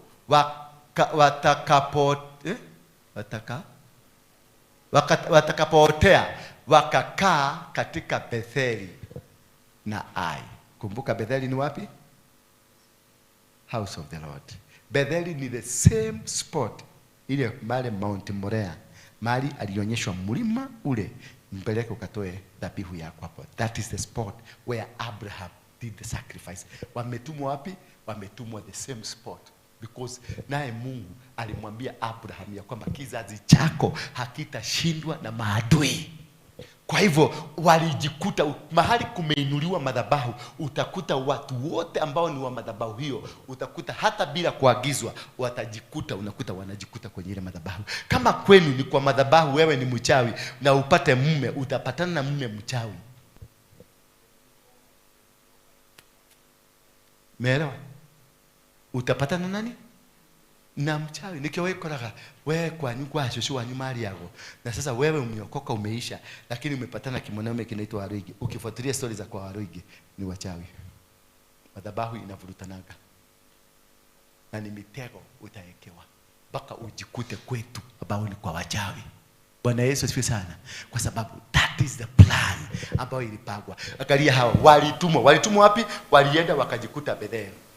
Bethel ni wapi? Mahali Abraham alitoa sacrifice. Maana mahali hapo ndio kuko na the altar that was raised by Abraham, the altar that wins every battle. So what is your altar? Madhabahu yako ni gani? Ni kwa nini kwenye vita zako umeshindwa? Ni kwa nini umejaribu kujitoa kwenye minara yote umeshindwa? Ni kwa nini unapoolewa ule mwanaume amekuwa unakuta kwao ni wachawi, ni waganga? Ni kwa nini ule mwanamke umempata kumbe kwao ni wachawi, ni waganga, wako na maneno ambao ni ya kikwao? Yani whatever situation you are trying to make, you are always finding yourself in a problem, in a quagmire. Unajaribu kujitoa kule unaingia, you get the same problem. Unajaribu kujitoa kule kwingine unaingia the same problem, because kuna mitego iliandaliwa long time ago ya kukamata mtu. Wote mwenye atakuja kuguza anything concerning that family, kuna mtego, itazima ikunase. Basi Yoshua akawatuma na wakaenda hadi hapo watakapootea, wakakaa katika Betheli na Ai, upande wa magharibi na upande wa Ai. Lakini Yoshua akalala usiku huo kati ya watu. Kati ya nani? Akalala kati ya watu. Alilala na watu wake, alilala na jeshi lake huko ndani, akajificha huko ndani. Ndio plan. Umesikia? Amenena mambo ya Mungu na akasema pia nimewaamuru kama nabii. Sasa alikaa mle ndani kama nabii ndio atoe maagizo ya ushindi. Tuendelee baba. 10. Yoshua akaamuka asubuhi na mapema akawakutanisha watu. Kisha akatangulia kukwea kwenda Ai mbele ya hao watu, yeye na wazee wa Israeli. Nisikilize vizuri sana. Huyo ndio nabii wa Mungu. Akatangulia kufanya nini? Kwenda kitegua mitego na wazee. Akatangulia watu wakikuja, maana kuna mitego ya kiroho hawaielewi, haujui. Sasa akatangulia, pastor wenu akatangulia, bishop akatangulia, apostle akatangulia, na wazee wa kanisa wakaenda kutegua mitego, wakaenda wakiondoa chochote ambacho kilinenwa, chochote kilipangwa, chochote kiliandaliwa against your life. Walitangulia. Bwana Yesu asifiwe sana. Watu wote hao wa vita waliokuwa pamoja naye wakaenda, wakakaribia na kufika mbele ya mji, wakatua upande wa kaskazini wa Ai, napo palikuwa na bonde kati yao na Ai. Kumbe kuna bonde. Every time of your life there is kuna bonde. There is something that will cause you kushindwa kuvuka upande ule mwingine, lakini God has a plan. Kuna kitu kitatokelezea. Wakati wana wa Israeli walipofika katika ule mto, wakaona mto ndio ule, maadui wanakuja, walikuwa kwenye mlima, wao walikuwa kwenye bonde. Katika maisha yako lazima kuwe na bonde. Katika maisha yako lazima kuwe na challenge, and this challenge is not meant to come and destroy you. It's a challenge to make you strong and better. Kisha akatoa watu kama 5,000 akawaweka kuotea katika kati ya Bethel na Ai, upande wa magharibi na huo mji. Tuendelee, 13. Basi wakawaweka hao watu jeshi nzima lililokuwa upande wa kaskazini wa mji, na wale waliokuwa wakiotea upande wa magharibi wa mji. Naye Yoshua akaenda usiku huo katikati ya hilo bonde, akasetu watu upande huu, akasetu watu upande huu, akasetu watu, kisha akaingia mwenyewe kwenye bonde. Bwana Yesu asifiwe sana. Master plan to real darkness, kupanga mikakati, kuweka mitego ya kushika maadui. Hivyo ndivyo maadui wako wamekuwekea mitego. Maana kila kitu unafanya, umejaribu biashara imeanguka, umejaribu ndoa imeanguka, umejaribu kanisa imeanguka, umejaribu kila kitu, nothing is working. Why? Mitego. Mahali popote ukienda kuna mtego umeweka. Ukienda upande wa magharibi, mtego. Magharibi aliweka upande wa mashariki, upande wa magharibi, kaskazini, hadi kwenye bonde waliweka watu. So these people hakuna njia wange escape.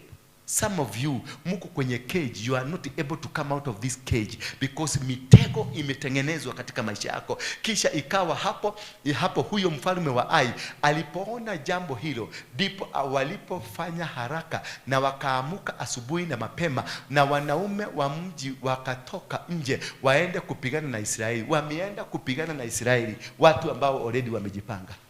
And that's a mistake mnafanyanga nyinyi wa Kristo. Mnasikia ati nerokire pepo tunakemea haria ribuche toto haraka. Unaenda kukemea nini? Watu wamejipanga.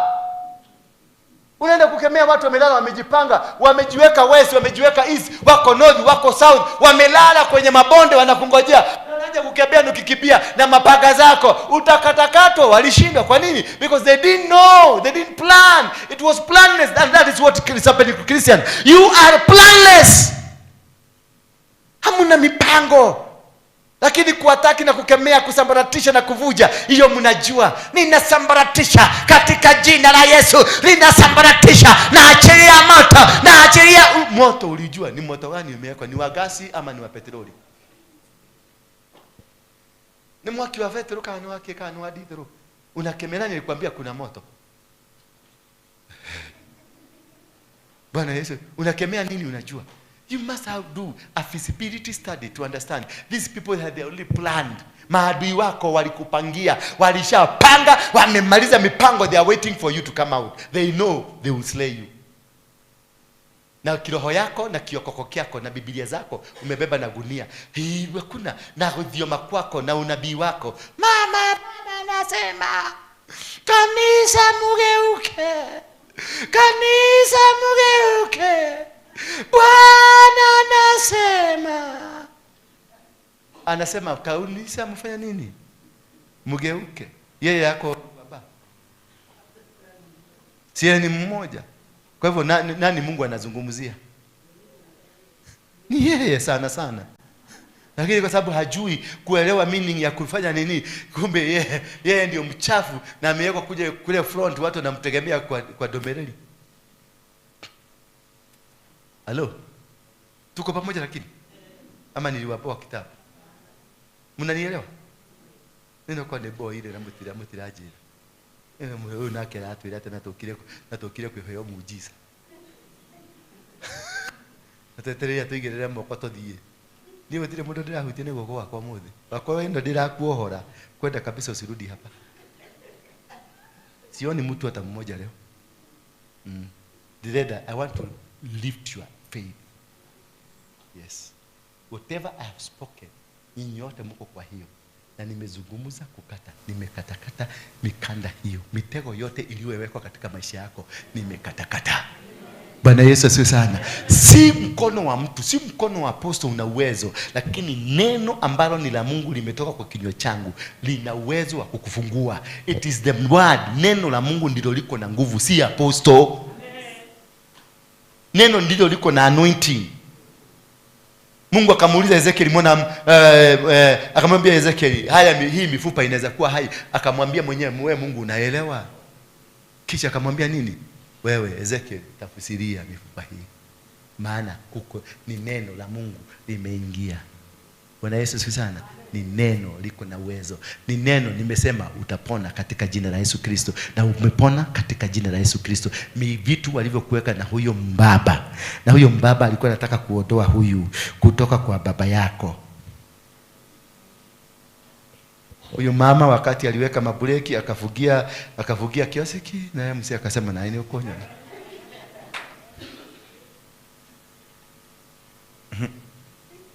Gutona mtu nao huko. Jambo hilo ndipo walipofanya haraka na wakaamuka asubuhi na mapema, na wanaume wa mji wakatoka nje waende kupigana na wana wa Israeli, yeye na watu wake wote. Wakati ulioamuriwa kuikabili Araba, lakini hawakujua ya kwamba walikuwako wameviziwa kinyume chake kwa upande wa nyuma wa mji. So wewe unaonaga adui ni huyu, kumbe hapa nyuma yako kuna adui kingine. Unaonaga adui ni huyu, kumbe upande huyo wa nyuma huyu ndio adui. Wewe unafikana na huyu, kumbe anayekupiga ni yule yako nyuma pale. Maana kuna mitego imepangwa, mitego imewekwa, mitego iko kila mahali. We are not able to come out of the problem because we don't understand already the planners of the problem we are facing. They planned long time ago. That is the way it says. Wacha kuona kashida ambao kanika leo, kwa sababu hakuna uga ya leo, unaanza kukemea Mungu ya uga. Kisha Yoshua na watu wa Israeli wote walifanya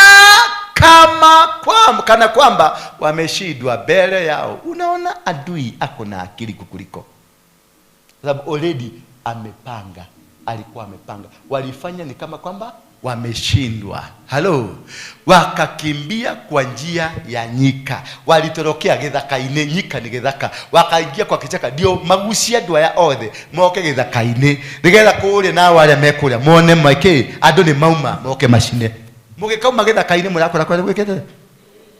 Yes, tuendelee. Watu wote waliokuwa ndani ya mji waliitwa wakusanyike pamoja ili kuwafuata, nao wakamfuatia Yoshua, wakasongea mbele na kuacha mji. Kumbuka kuna watu wengine kule nyuma. Hawa wameacha mji, lakini kuna nyuma watu wa mwenye mji wametoka kwa mji, wamefuata watu wa Yoshua. Yoshua naye ndio huyo. Kwanza Yoshua alikuwa amevaa ile nguo yake ndio waone ni Yoshua anatoroka. Wakajua kama ni Yoshua anatoroka tuwafuate. Leo ni twakojita Yoshua, leo ndio tamchika. Kumbe kule nyuma kuna mpango. Nangangana hapa na domereli na pawa na nini. Kumbe kuna mtu amekucholea kule nyuma. Nangangana hapa tushikane mkono wadugu na tuombe madugu na mabrada. Tushikane mkono. Kumbe kuna kitu nuibu kiro keho. Ikio mathina matathiraga. Naiguo hoire ginya kanone gacenjire gagituika kaburu tagakanyua gacanga nyuko mairomo. Hakukusalia mtu hata yeyote ndani ya Ai na katika Betheli asiyetoka nje. Wakafuatia Israeli wakauacha mji wao wazi na kuwafuatia Israeli. Waliwacha. And that is the greatest problem we Christian we do. Tunadanganywa na kashida kaliko pale, unakibia kwenye kashida, kumbe mahali walitaka ni hapa. Walitaka tu wakuondoe. Unasikuja hapa unakuta mama kama huyu anakukwasa tu kidogo, unasema kanisa kwa andiko soka godi na goko niko kufagiro niko kuhoragiro. Bwana Yesu asifiwe sana. Unakuja tu unakwaswa na kitu kadogo na unaondoka mahali pale na unasema mlikuwa mmepiga dili mzuri ya shamba ni kuuza, tumebakisha step 2 shamba itoke. Hapo ndio unakuta kijamaa kimoja kile mnafanya dili na kinaanza kukutokosa na unasema umeokoka, unashida mdu alajirate ni hadi kwenda dili sio ni atosho ni akwa goma no gadi yoredie oria wehera wakinya taoni ukaigwa diru nike itana kona mushamanio wa mothe acha ai nie nyabire kuthi handå tondu rakenda kuga kirege ya kurakaririe nyabire kuthi handå nindakirikia nao na nindamariha mbeca ciothe atenda wamariha mbeca nindamariha nitukiaria no nakuthini waigua wareko wa tondu ramenya matingi kunengera ni arethi na manengererwo bana murarikanire muthi mukarihirwo ba nundu nduokihonda kugia gukiori muri ndiwekagwa ningĩ ĩngĩgoka the same tondu plan ĩho weherio nyama-inĩ o rĩrĩa yahĩa wehera ĩkaigererwo metha igũrũ ũgĩcoka hau ũgakora no hingo mahuraga thani mamahũrĩra thimũ aka taboti hanini nĩko kũhũrĩra taboti hanini nyina njoki reke tu ndagĩka ĩmwe kũhũrĩre igũrũ nĩ ũraigua he kĩndũ ararĩa marĩkia kũhũna makagayana mbeca icio Likana school fees kalari uhere na nishore tedesha kuri school fees na nilete headmaster matakiria Wednesday ukaikata mwana kumania na hau tondu andu acio mahothagira tuturuturu na raini yago ya wira kathimu gakamba kuhorio nigetha makabe makarie mbeca Wednesday gakinya mwana akaikatu tondu kari ukamutego kanini gagukweheria ilikuwa tu wakuondoe. Na hiyo ndio waliondoa, walitoa watu kwenye city Bethel na Ai, wakajifanya wametoroka. Walipotoroka wale wa kufanya kazi wakatoka nyuma. Anayekuattack sahi is not the enemy, the enemy is behind you. Bwana Yesu asifiwe sana. Huyu ambaye anakuattack is just a trick ya kukuondoa, ndio wakuweekend wakupige. Bwana Yesu asifiwe sana. Alafu tukaendelea, wacha tusome mstari wa mwisho. Tulikuwa tumefika. Kisha Bwana akamwambia Yoshua, haya. Nani alimwambia? Bwana Mungu. Kwa hivyo hata shetani anaogeaga na watu wake. Kisha Bwana akamwambia Yoshua, haya, unyoshe huo mkuki ulio nao mkononi mwako, uelekeze upande wa Ai, kwa kuwa nitautia mikononi mwako. Basi Yoshua akaunyosha huo mkuki uliokuwa mkononi mwake kuelekea huo mji. Kumbe ukiona hawa watu wanabebaga kamuti, na umeona anajifanya kwa Korino, umeona anajifanya ameinua, kuna kitu ana communicate. Maana ukiinua mkuki, ambia msikiza Musa aliambiwa inua mbwe bakora, goga maji ikakua. Akuza chini ikakua nyoka. Huyu ameambiwa inua mkuki. Uelekeze wapi? Hai. Ukielekeza mkuki huko, kumbe kuna mikuki wamekurushia.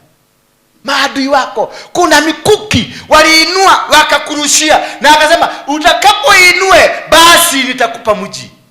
Kumbe ulinyang'anywa biashara yako hivi. Waliinua mkuki ili walikuwa wamewekwa. That is why you don't have whatever you have. That's why you are crying. Wale watu waliovizia wakainuka upesi katika mahali pao na wakapiga mbio mara hapo walipokuwa wamekwisha unyosha mkono wake, wakaingia ndani ya mji na kuushika, na wakafanya haraka kuuteketeza kwa moto huo mji. Wakafanya kwa haraka. Kwa hivyo hawakuwa na haja na wewe, hawakuwa na haja na hiyo ndoa yako wamevunja, hawakuwa na haja na hiyo kanisa yako, hawakuwa na haja na hiyo biashara yako. Walikuwa na haja kukuonoa, destroy it. Walipoingia wakateketeza mji kwa haraka sana. Ndio wale wakirudi wakiona kwao kimeanza kuchomeka, wakakosa, wakashindwa. Sasa tutafanya nini? Waligeuka wakarudi. Sasa sikiliza story hapa ndio tumalize 21. Basi hapo Yoshua na Israeli wote walipoona ya kwamba hao waliovizia wamekwisha kuushika huo mji na ya kwamba moshi wa mji umepaa juu, ndipo wakageuka tena. Au ni honikia umefika huko tena unageuka tena. Yakakoa wengine kwa kone na wega. Already umeshakata laini. Ukirudi mji umekatwa, mji umekamatwa, umechomwa, unashoka ko. Unarudi wapi? Kwa nani? Mji ushakamatwa. Ukitoka mji ulikuwa wenu, ukirudi ukiwa ng'ambo ile mji umshaenda. That is how your blessings zimechukuliwa. Until the day you come to realize the blessings zimeenda, utarealize when it's too late. Already when the territory has been taken. It is only the territory they are interested in. Sio hizo manyumba zako, sio utajiri wako, it is the territory. The territorial power. Bwana Yesu asifiwe sana. Walipoona ya kwamba hao waliovizia wamekwisha ushika mji na ya kwamba moshi umeteketeza, basi umepaa juu, ndipo wakageuka tena na kuwaua watu wa Ai. Wote wakachinjwa. Because hawana kwa kurudi, hawana kwa kujificha. Ile timu ilikuwa pande huu na hii timu ilikuwa pande huu, ikakuja ikawachinja wote. Biashara zenu zilichinjwa hivyo. Ndoa zenu zilichinjwa hivyo. Huduma zenu zilichinjwa hivyo. Kwa sababu mlikosa msimamo. Mlikosa mipango. Hamkujua mitego iliyotegwa kwenu. Hamkujua huyu alikuwa adui aliyotega mitego. That is why you are suffering until today, because you are operating kwenye mitego iliyotegwa. That is why pesa yako ukidhokoma na dhokoma 1 million lazima ipate shida ya kukula hiyo pesa. Because kuna mtego uliotegwa wa kukula pesa yako. Kuna mtego umeoa bibi mzuri, mpaka umpeleka nyumbani, mama anasema oyo nake wa Rutako kale wa Dubai, ndio ule anakalile, ndio ule anyokolero kile kayo kale moja ina na ndana ni moja ndana kile gikoyo ni ule anakalile kakanya kinyanya iga ajo konyoroka iyo nake ri toke haya tuone ariko ne gukara to ni moy dai matikaraga arahigura kawira makauga kai tohoye Ngai tu na reko wira ucio ni ukurugama to ni moy wira ndurugamaga arahigura kanitha marauga na reko kanitha ni yekoda Daudi no ni kurugama to ni moy ndirugamaga mitego ni kunyitukagia. Bwana asifiwe sana. Tena hao wengine wakatoka nje ya mji huo kinyume chao, hivyo basi wakawa katikati ya Waisraeli, wengine upande huu na wengine upande ule, nao wakawapiga hata wasimwache hata mmoja miongoni mwao aliyesalia wala kupona. Wakikushika kwenye mtego wao, they make sure they destroy you completely. Hello, walikwisha wote because hawakujua mitego waliopangiwa. The reason you are suffering because hujui mitego uliopangiwa. Hauelewi. Udhiomani udhiomaga, kuradhani uradhaga, kuhujeni uhujagia, lakini kuna mitego. Ndio ukiniona nimeenda milimani, unaniona na wazee wa Kikuyu. Ukiniona nimeenda wapi, wazee wa Kikalenjini. Ukiniona nimeenda watu wale tulikuwa na nyinyi Moro, mliona niliita wazee wa Kikalenjini wote. Wale ambao walihusika kwenye vita za Moro, na nikaita wazee wa Molo, wazee wale walihusika, wale walipatia sisi viapo za kwenda kupigana, na wale wa Kalenjini waliopatiana kiapo cha kwa Kalenjini kupigana. We called them into a meeting. We authorized them to come into one meeting, and then we discussed and we agreed on how to solve the problem. And the problem was solved. The problem was dealt with. Because we try to understand what is the real problem that is affecting the community. It is not the problem that existed, the problem that happened in that time, but what could be the generational problem that is happening. Until you are able to understand, kisha wakamshika mfalme wa Ai akiwa hai, nao wakamlete kwa nani? Kwa Joshua.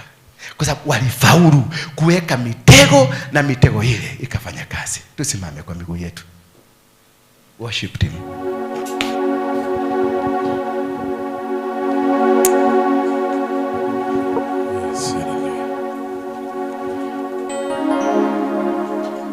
Thank you, Jesus. Mlima wangu, wewe ni mlima wangu.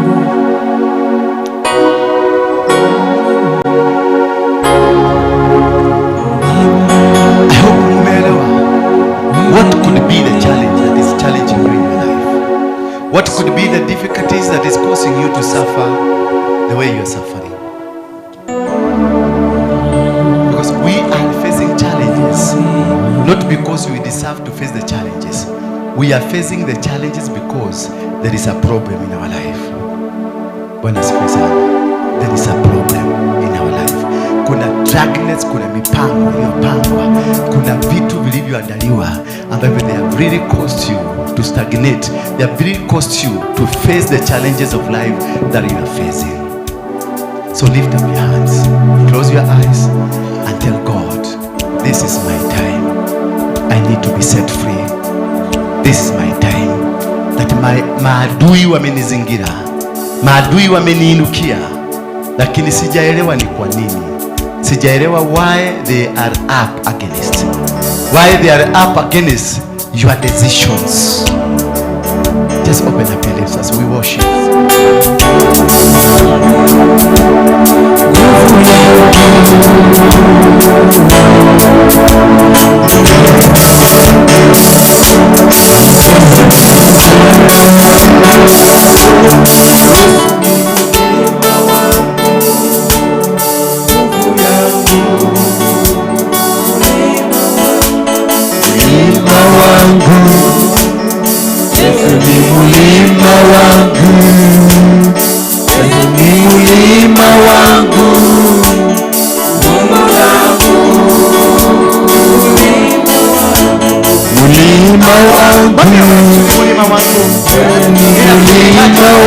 Ninahitaji msaada wako.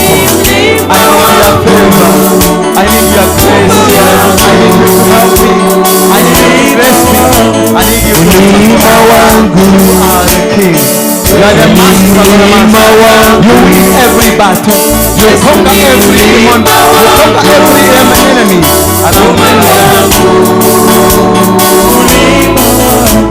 Mlima wangu, mlima wangu, Yesu ni mlima wangu, Mungu wangu,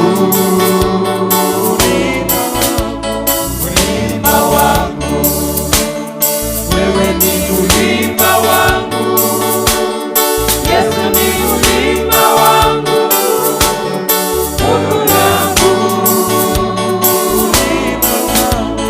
mlima wangu, wewe ni mlima wangu, Yesu ni mlima wangu, Mungu yangu, mlima wangu, wewe ni mlima wangu, Yesu ni mlima wangu, Mungu yangu, mlima wangu, wewe ni mlima wangu, ni mlima wangu, Mungu yangu, nguvu yangu, wewe ni mamlaka yangu, mlima wangu, wewe ni mlima wangu, Yesu ni mlima wangu,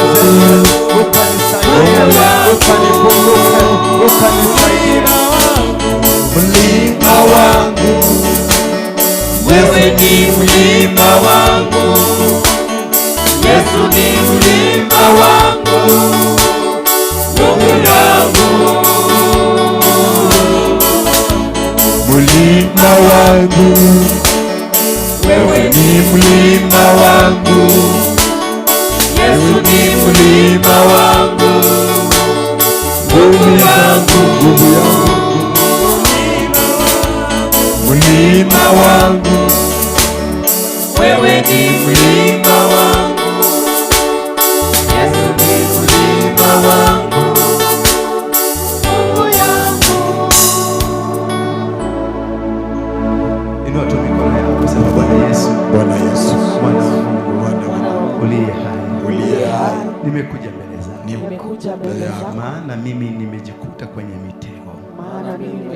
kwenye mitego. mingi niliyotegewa, Mitego, naomba unifungue, naomba unifungue. naomba unifungue. Naomba Fungua unifungue. kinywa chako, anza kumwambia Kristo Bwana, nifungue. nifungue Bwana. Kumbuka mitego Fungua katika Bwana. ndoa yako, kumbuka Bwana, mitego ninaomba katika biashara nifungue yako, kwa jina la kumbuka Yesu. mitego Fungua katika Bwana, maisha Bwana yako, Yesu, ifungue fungua. inasue sasa. Fungua kwa Break jina la every Yesu covenant, Kristo, break Bwana. every Fungua covenant, Bwana. break Ninaomba every tu Baba, covenant, fungua break tu every Bwana, power fungua against Bwana. you. Authority yoyote ambayo iko juu yako, authority yoyote ambayo iko juu katika maisha yako, break it, destroy it in the mighty name of Jesus Christ.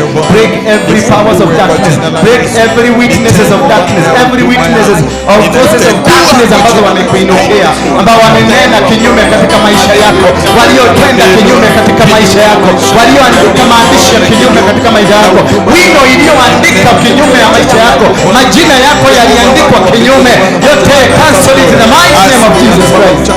I cancel in the name of Jesus. I cancel in the name of Jesus. Kila mitego ambayo imetegwa katika maisha yangu. In the mighty katika name of huduma yangu, Jesus we pray. ninaondoa kwa jina la Yesu. Thank you. I want you to believe this, that God has done it. You who has been sick, God has done it. You have